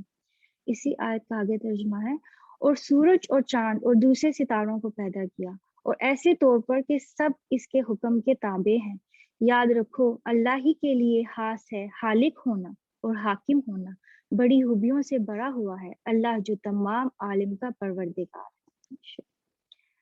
اگلی آیت کا ترجمہ ہے، تم لوگ اپنے پروردگار سے دعا کیا کرو گڑ گڑا کر کے بھی اور چپکے چپکے بھی، واقعی اللہ تعالیٰ ان لوگوں کو ناپسند کرتا ہے جو حد سے نکل جائیں۔ اس کے اندر ہمیں بالکل سکھایا گیا، بتایا گیا کہ ہمیں اللہ تعالیٰ سے دعائیں کیسی کرنی ہے، یعنی کہ اس کے اندر نہ بڑھ جانا کا چپکے چپکے انسان کو گڑ گڑا کے دعا کرنا چاہیے، اور جو اپنی نیکیاں ہیں، جو صدقہ خیرات، زکوٰۃ اور جو بھی نیکی کے کام ہے وہ چھپ کے کرنے چاہیے، بتائے بغیر کرنے چاہیے۔ اور اس کے اندر جو ہے یہ بھی کہا گیا کہ حد سے نہ نکل جائیں، اس کا مطلب یہ ہے کہ دعاؤں میں یہ نہیں مانگنا چاہیے کہ مجھے پیغمبر بنا دیا جائے، یا پھر مجھے جنت میں وہ والا رائٹ والا سفید محل دے دیا جائے۔ اس طرح کی جو دعائیں ہیں جو کہ حد سے نکل جانے والی ہیں وہ نہیں کرنی چاہیے۔ آگے اگلی آیت کا ترجمہ ہے، اور دنیا میں اس کے بعد کہ اس کی درستگی کر دی گئی ہے فساد مت پھیلاؤ، اور تم اللہ کی عبادت کرو، اس سے ڈرتے رہو اور امیدوار رہتے ہوئے، بے شک اللہ تعالیٰ کی رحمت نیک کام کرنے والوں کے نزدیک ہے۔ ان آیت میں اللہ تعالیٰ نے 4 چیزوں کی تلقین کی ہے۔ اللہ تعالیٰ سے جو ہے ایک تو آزادی اور خفیہ طریقے سے دعا کی جائے، یہ پیچھے آیا تھا، اور دوسرے جو ہے حدیث میں آتا ہے کہ لوگوں اپنے نفس کے ساتھ نرمی کرو، تم جس کو پکار رہے ہو وہ بہرا ہے، نہ غائب ہے، نہ تمہاری دعائیں، وہ تمہاری دعائیں سننے والا ہے، وہ بہت قریب ہے، یعنی تمہاری شارک سے بھی زیادہ قریب ہے۔ اور دوسری اس کے اندر ہے کہ دعا میں ذاتی نہ کی جائے، یہ جو پیچھے سے بتا گیا تھا۔ تیسرا اس کے اندر ہے کہ اصلاح کے بعد فساد نہ پھیلایا جائے، یعنی کہ اگر ایک بندے کی اصلاح ہو گئی ہے تو پھر فساد والوں کے ساتھ ان کے فساد میں حصہ نہ لے، یہ نہ کہ میں فساد نہیں پھیلا رہا لیکن میں ان کے صرف ساتھ کھڑا ہوں، نہیں، اگر وہ ساتھ ہے تو دیٹ مینس ان میں حصہ جو ہے لیا جا رہا ہے۔ یا جو جیسے کہ اس کے لیے پیسے بھیج دیے، اس کے لیے بام ڈالنے کے لیے، اور وہاں میں پیچھے سے میں صرف پیسے ڈال رہا ہوں اس گروپ کے اندر، میں ہوں نہیں، میں کرنے والا نہیں ہوں، تو یہ چیزیں نہیں ہیں۔ وہ اس نے اس کے اندر وہ بالکل ویسا ہی حصہ لیا جیسے کہ وہ فساد کرنے والا ہو گیا۔ اس کے عذاب کا، اور چوتھی چیز اس میں کہا گئی ہے کہ اس کے عذاب کا ڈر بھی دل میں ہونا چاہیے، اس کی اور رحمت کی امید بھی ہونی چاہیے، اور یہ اللہ تعالیٰ، لیکن اللہ تعالیٰ رحمت کے ان کے بہت قریب ہے۔ اگلی آیت کا ترجمہ ہے، اور وہ ایسا ہے کہ اپنی باران رحمت سے پہلے ہواؤں کو بھیجتا ہے کہ وہ خشک کر دیتی ہیں، یہاں تک کہ جب وہ ہوائیں بھاری بادلوں کو اٹھا لیتی ہیں تو ہم اس بادل کو کسی خشکی سرزمین کی طرف ہانک لے جاتے ہیں، پھر اس بادل سے پانی برساتے ہیں، پھر اس پانی سے ہر قسم کا پھل نکالتے ہیں، یوں ہی ہم مردوں کو نکال کھڑا کریں گے تاکہ تم سمجھو۔ اس کے اندر بھی صاف بتایا گیا ہے کہ کس طرح سے پہلے بارش ہونے سے پہلے ٹھنڈی ہوائیں چلتی ہیں، اور پھر جیسے بادل، جو بھاری بادل ہیں جو پانی کے بھرے ہوتے ہیں بادل، ان کو وہ کس طرح سے خشک زمین کی طرف لے کر جاتی ہیں۔ یہ ایک پوری اس کے اندر پورا کافی لمبا ہو سکتا ہے سائنس سے ریلیٹڈ جو ٹاپک، جو لیکچر ہو سکتا ہے، لیکن اس میں جب ٹائم کم ہے تو اتنا ہی کافی ہے۔ اور اس میں کہا گیا ہے کہ جو بارش ہے پھر اس کے بعد بارش سے زمین جو ہے اس میں جذب ہوتا ہے، اور اس میں پھر رنگوں والے، خوش ذائقوں والے، خوشبوؤں والے شکل و صورت کے پھل اور پھول نکلتے ہیں ہم۔ اور اس میں اینڈ میں کہا گیا ہے کہ جس طرح ہم پانی کے ذریعے سے مردہ زمین میں رویدگی پیدا کرتے ہیں اور انواع اقسام کے غلے اور پھل پیدا کرتے ہیں، اسی طرح قیامت کے دن بھی تمام انسانوں کو جو مٹی میں مل کر مٹی ہو چکے ہوں گے ہم دوبارہ زندہ کریں گے اور پھر ان کا حساب لیں گے۔ اگلی آیت کا ترجمہ ہے، اور جو ستھری سرزمین ہوتی ہے اس کی پیداوار تو اللہ کے حکم سے خوب نکلتی ہے، اور جو خراب ہے اس کی پیداوار بہت کم نکلتی ہے۔ اس سے مراد قلب مومن ہے، کہ قلب مومن کا جو ہے پاک یا قلب منافق کا، یعنی کہ پاکیزہ انسان اور ناپاک انسان مراد ہے اس سے۔ یعنی مومن پاکیزہ انسان جو ہے وہ نصیحت قبول کرنے والا، دل بارش کو قبول کرنے والی زمین کی طرح آیات الہی کو سن کر ایمان و صالح پہ مزید ہوتا ہو جاتا ہے، اور دوسری برعکس جو دوسرا دل ہے وہ زمین شور کی طرح وہ ہوتی ہے، وہ جو بارش کا پانی قبول نہیں کرتی یا کرتی ہے تو برائے نام، جس سے پیداوار بھی نکمی اور برائے نام ہوتی ہے، یہ ویسا دل ہوتا ہے۔ ایک حدیث شریف میں فرمایا گیا ہے کہ اس طرح بیان کیا گیا ہے کہ رسول صلی اللہ علیہ وسلم نے فرمایا کہ مجھے اللہ تعالیٰ نے جو علم و ہدایت دے کر بھیجا ہے اس کی مثال اس موسلادھار بارش کی طرح ہے جو زمین پر برسی، اس کے جو حصے زرخیز تھے انہوں نے پانی کو اپنے اندر جذب کر کے چارہ اور گھاسوں بگایا، اور اس کے بعد سے سخت تھے جنہوں نے پانی کو تو روک لیا تاہم اس سے بھی لوگوں نے فائدہ اٹھایا، خود بھی پیا، کھیتیوں کو بھی سیراب کیا اور کاشتکاری کی، اور زمین کا کچھ حصہ بالکل چٹیل تھا جس نے پانی روکا نہ کچھ اگایا۔ بس یہ اس شخص کی مثال ہے جس نے اللہ کے دین میں سے کچھ حاصل کی، اور اللہ تعالیٰ نے مجھے جس چیز کے ساتھ بھیجا اس سے اس نے نفع نہیں اٹھایا، بس خود بھی علم حاصل کیا اور دوسروں کو بھی سکھلایا۔ مثال اس شخص کی بھی ہے جس نے کچھ نہیں سیکھا اور نہ وہ ہدایت ہی قبول کی جس کے ساتھ مجھے بھیجا گیا، یعنی کہ جس نے فائدہ نہیں اٹھایا اور جو زمین بنجر زمین سے فائدہ نہیں ہوتا۔ اسی آیت کا ترجمہ جو باقی ترجمہ ہے وہ ہے، اور اسی طرح ہم دلائل کو طرح طرح سے بیان کرتے ہیں اور ان لوگوں کے لیے جو شکر کرتے ہیں۔ सदक़ल्लाहुल अज़ीम।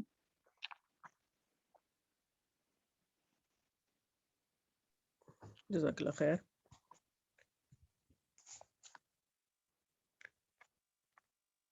लक़द अरसलना नूहन इला क़ौमिही क़ाल या क़ौमि इब्दुल्लाह मा लकुम मिन इलाहिन ग़ैरुह इन्नी अख़ाफ़ु अलैकुम अज़ाब यौमिन अज़ीम। हमने नूह अलैहिस्सलाम को उसकी कौम की तरफ भेजा। उसने कहा, ए बिरादरान कौम, अल्लाह की बंदगी करो, उसके सिवा तुम्हारा कोई खुदा नहीं। मैं तुम्हारे हक में एक हौलनाक दिन के अजाब से डरता हूँ। यहाँ से अंबिया के किस्से शुरू हो रहे हैं और सूरह शोरा में भी हैं ये और सूरह कसस में भी। तो इन आयात को, इन किस्सों को जितने भी आएंगे हमने पिछली आयात से रिलेट करना है जो अभी इसने शुमाइला ने की हैं।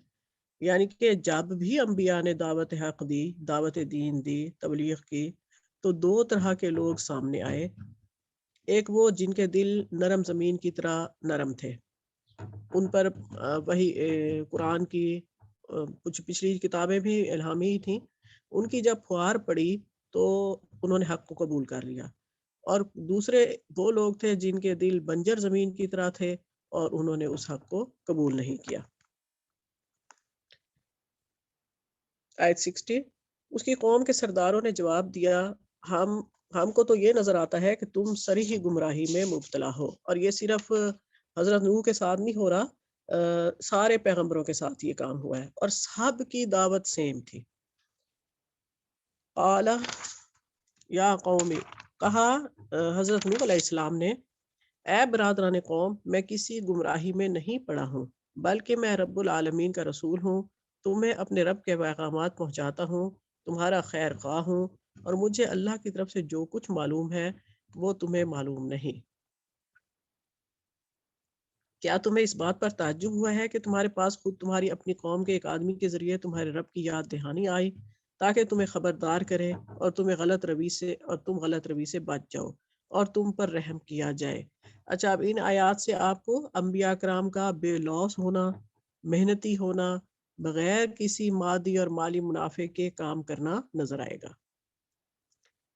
मगर उन्होंने इसको झुटलाया। आखिरकार हमने उसे और उसके साथियों को एक कश्ती में निजात दी और उन लोगों को डिबो दिया जिन्होंने हमारी आयात को झुटलाया था। यानी कि हद हो गई थी। 900 साल तक ये तबलीग करते रहे थे। यकीनन वो अंधे लोग थे। अंधे मुराद आंखों के अंधे नहीं, अकल के अंधे, दिल के अंधे।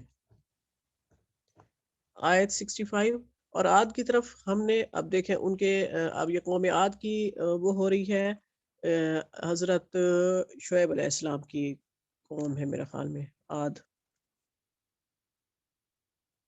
यस, खैर अच्छा आप पढ़ते हैं, आगे पता चल जाएगा। आद की तरफ उनके भाई हूद अलैहिस्सलाम को भेजा। उसने कहा, ए बिरादरान कौम, अल्लाह की बंदगी करो, उसके सिवा तुम्हारा कोई खुदा नहीं। फिर क्या तुम गलत रवि से परहेज ना करोगे? उसकी कौम के सरदारों ने कहा, जो उसकी बात मानने से इनकार कर रहे थे, कि हम तो तुम्हें बेअक्ली में मुब्तला समझते हैं और हमें गुमान है कि तुम झूठे हो। यानी कि अगर हमें नेकी करते हुए इन आयात को अपने ऊपर भी लेना है कि अगर हम कोई नेकी का काम कर रहे हैं या किसी को किसी बुराई से रोकना चाह रहे हैं या रोक रहे हैं, तो हमें भी उतने ही ताने पड़ेंगे जितने इन अंबिया को पड़े थे। और हम जैसे लोग अगर हमें ऐसे ताने पड़े तो हम तो सब कुछ छोड़ छाड़ के बैठ जाएंगे, भाई दफा हो, ये तो सुनते ही नहीं है बात। और हम तो खैर अपनी औलादों के साथ भी ऐसे करते हैं कि नहीं सुनी बात तो फिर ना कहें। खैर अंबिया का तरीका अपनाना चाहिए और लगे रहना चाहिए अपने काम को। उसने कहा, यानी कि हजरत हूद अलैहिस्सलाम ने कहा, ए बरादरान कौम, मैं बेअक्ली में मुब्तला नहीं हूँ, बल्कि मैं रब्बुल आलमीन का रसूल हूँ। तुम्हें अपने रब के पैगामात पहुँचाता हूँ और तुम्हारा ऐसा खैर ख्वाह हूँ जिस पर भरोसा किया जा सकता है। यानी कि तबलीग का सबसे बड़ा असूल के बेलौस होना। क्या तुम्हें इस बात पर ताज्जुब हुआ कि तुम्हारे पास खुद तुम्हारी कौम में से एक आदमी के जरिए तुम्हारे रब की याद दहानी आई, ताकि वो तुम्हें खबरदार करे? भूल ना जाओ कि तुम्हारे रब ने नूह अलैहिस्सलाम की कौम के बाद तुमको उसका जानशीन बनाया और तुम्हें खूब तनोमंद किया। फिर अल्लाह की कुदरत के करिश्मों को याद रखो, उम्मीद है फलाह पाओगे।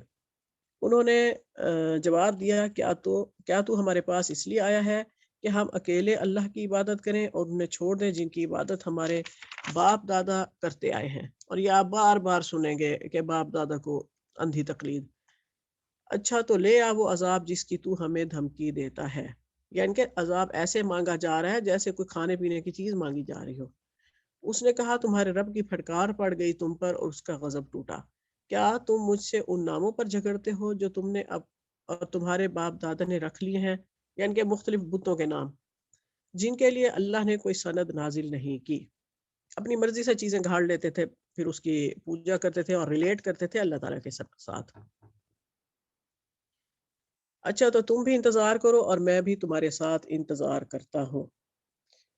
اس آیت سے یہ ثابت ہوتا ہے کہ عذاب انبیاء نہیں لا سکتے، وہ اللہ کے اختیار میں ہی ہے.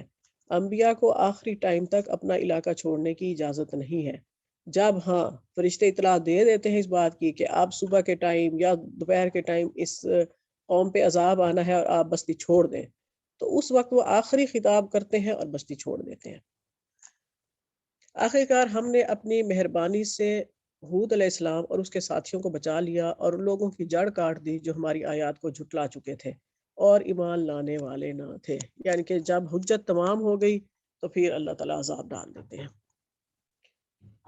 آیت 73. اور سمود کی طرف ہم نے ان کے بھائی صالح کو بھیجا. اس نے کہا اے برادران قوم، اللہ کی بندگی کرو، اس کے سوا تمہارا کوئی خدا نہیں، اور تمہارے پاس تمہارے رب کی طرف سے کھلی دلیل آ گئی. یہ اللہ کی اونٹنی تمہارے لیے ایک نشانی کے طور پر ہے، لہٰذا اسے چھوڑ دو کہ یہ اللہ کی زمین پر چرتی پھرے.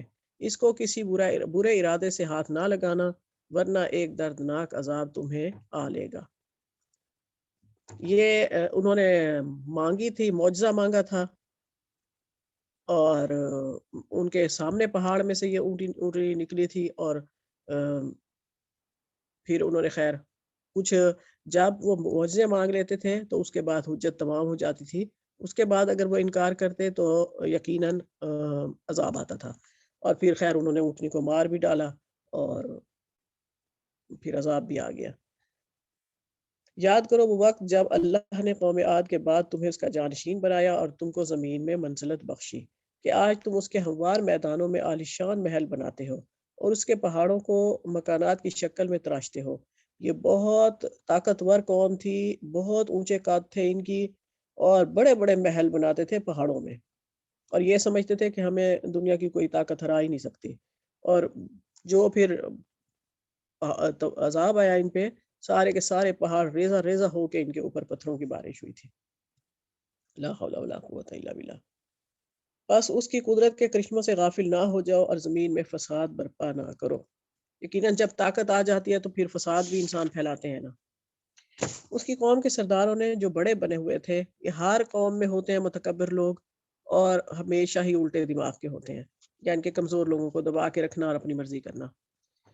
کمزور طبقہ کے ان لوگوں کے جو ایمان لائے تھے کہا کیا تم واقعی یہ جانتے ہو کہ صالح اپنے رب کا پیغمبر ہے؟ انہوں نے جواب دیا بے شک جس پیغام کے ساتھ وہ بھیجا گیا ہے اسے ہم مانتے ہیں. ان بڑائی کے مدعیوں نے کہا جس چیز کو تم نے مانا ہے ہم اس کے منکر ہیں. یعنی کہ تکبر دیکھو، غرور دیکھو، ڈائریکٹ کھلم کھلا انکار کرنا، سوچنے سمجھنے کے بعد انکار کرنا. پھر انہوں نے اس اونٹنی کو مار ڈالا اور پورے تکبر کے ساتھ اپنے رب کے حکم کی خلاف ورزی کر گزرے، اور صالح سے کہہ دیا کہ لے آؤ وہ عذاب جس کی تو ہمیں دھمکی دیتا ہے اگر تو واقعی پیغمبروں میں سے ہے. آخرکار ایک دہلا دینے والی آفت نے انہیں آ لیا اور وہ اپنے گھروں میں اوندھے پڑے رہ گئے. یعنی کہ گھر ہی الٹ دیے تھے اللہ تعالیٰ نے ان کے، جیسے وہ پہاڑوں کے بنے ہوئے تھے نا، تو سارے ان کے اوپر الٹ دیے تھے. اور یہ صالح یہ کہتا ہوا ان کی بستیوں سے نکل گیا کہ اے میری قوم، میں نے اپنے رب کا پیغام تجھے پہنچا دیا اور میں نے تیری بہت خیر خواہی کی. میں کیا کروں کہ تجھے اپنے خیر خواہ پسند ہی نہیں ہے. ہر نبی نے اسی قسم کے الفاظ کہے اور اپنی قوم کے اس سے نکلے. اگلی آیت 80. اور لوط کو ہم نے پیغمبر بنا کر بھیجا، پھر یاد کرو جب اس نے اپنی قوم سے کہا کیا تم ایسے بے حیا ہو گئے ہو کہ وہ فحش کام کرتے ہو جو تم سے پہلے دنیا میں کسی نے نہیں کیا؟ کیا تم عورتوں کو چھوڑ کر مردوں سے اپنی خواہش پوری کرتے ہو؟ ویسے یہ پتہ نہیں کس نے پہلے شروع کیا ہوگا ان کی قوم میں، اور اللہ معاف کرے اس کے دماغ میں یہ کیڑا آیا کیسے ہوگا؟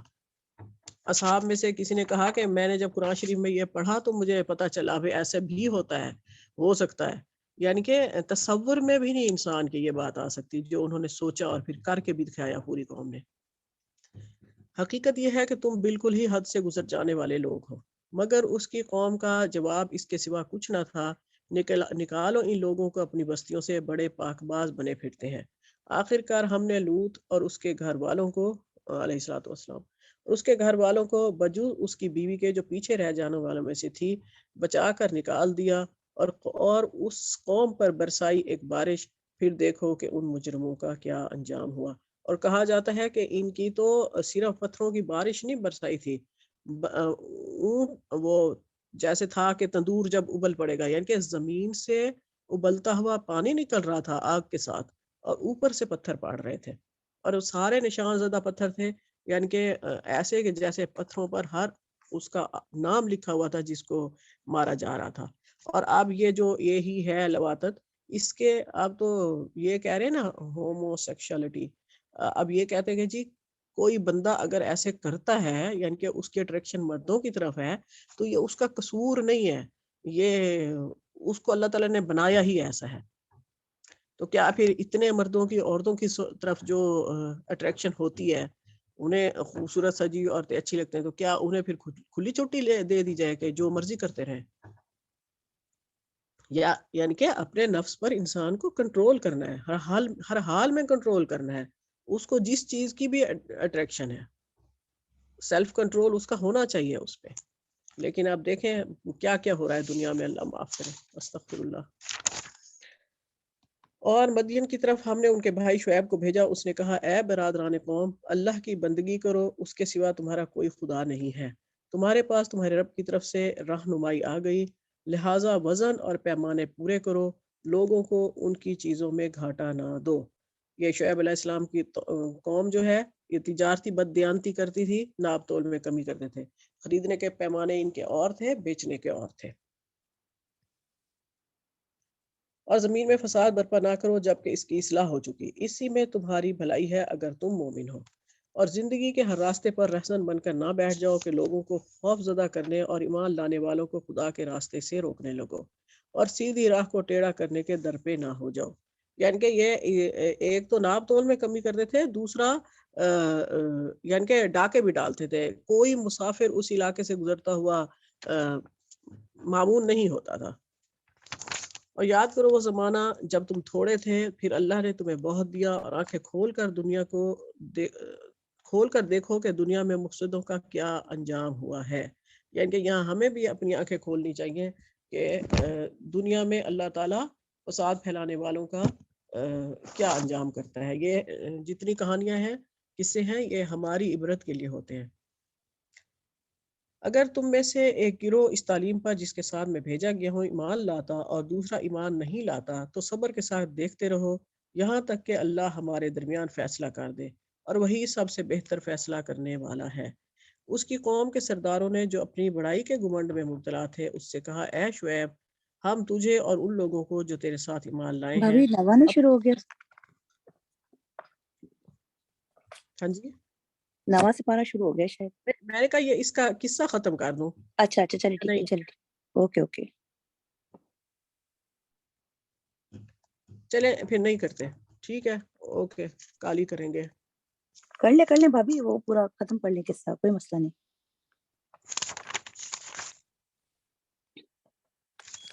چلے یہ پھر نہیں چلے بس پھر اینڈ کرتے ہیں اس کا۔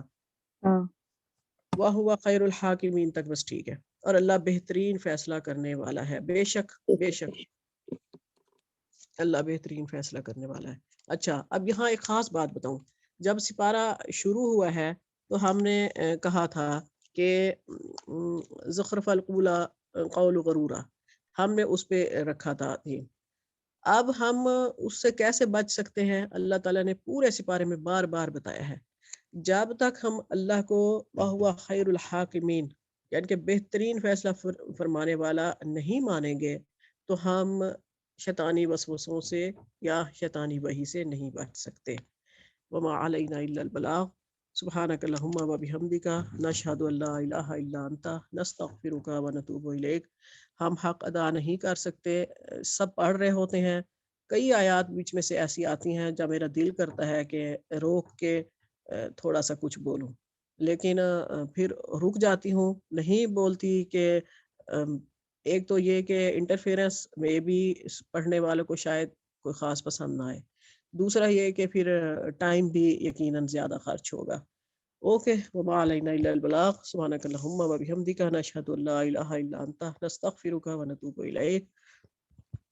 ربنا تقبل منا انك انت السميع العليم وتب علينا انك انت التواب الرحيم وصلى الله تعالى على خير خلقه محمد وآله وأصحابه أجمعين برحمتك يا أرحم الراحمين. آمين ثم آمين.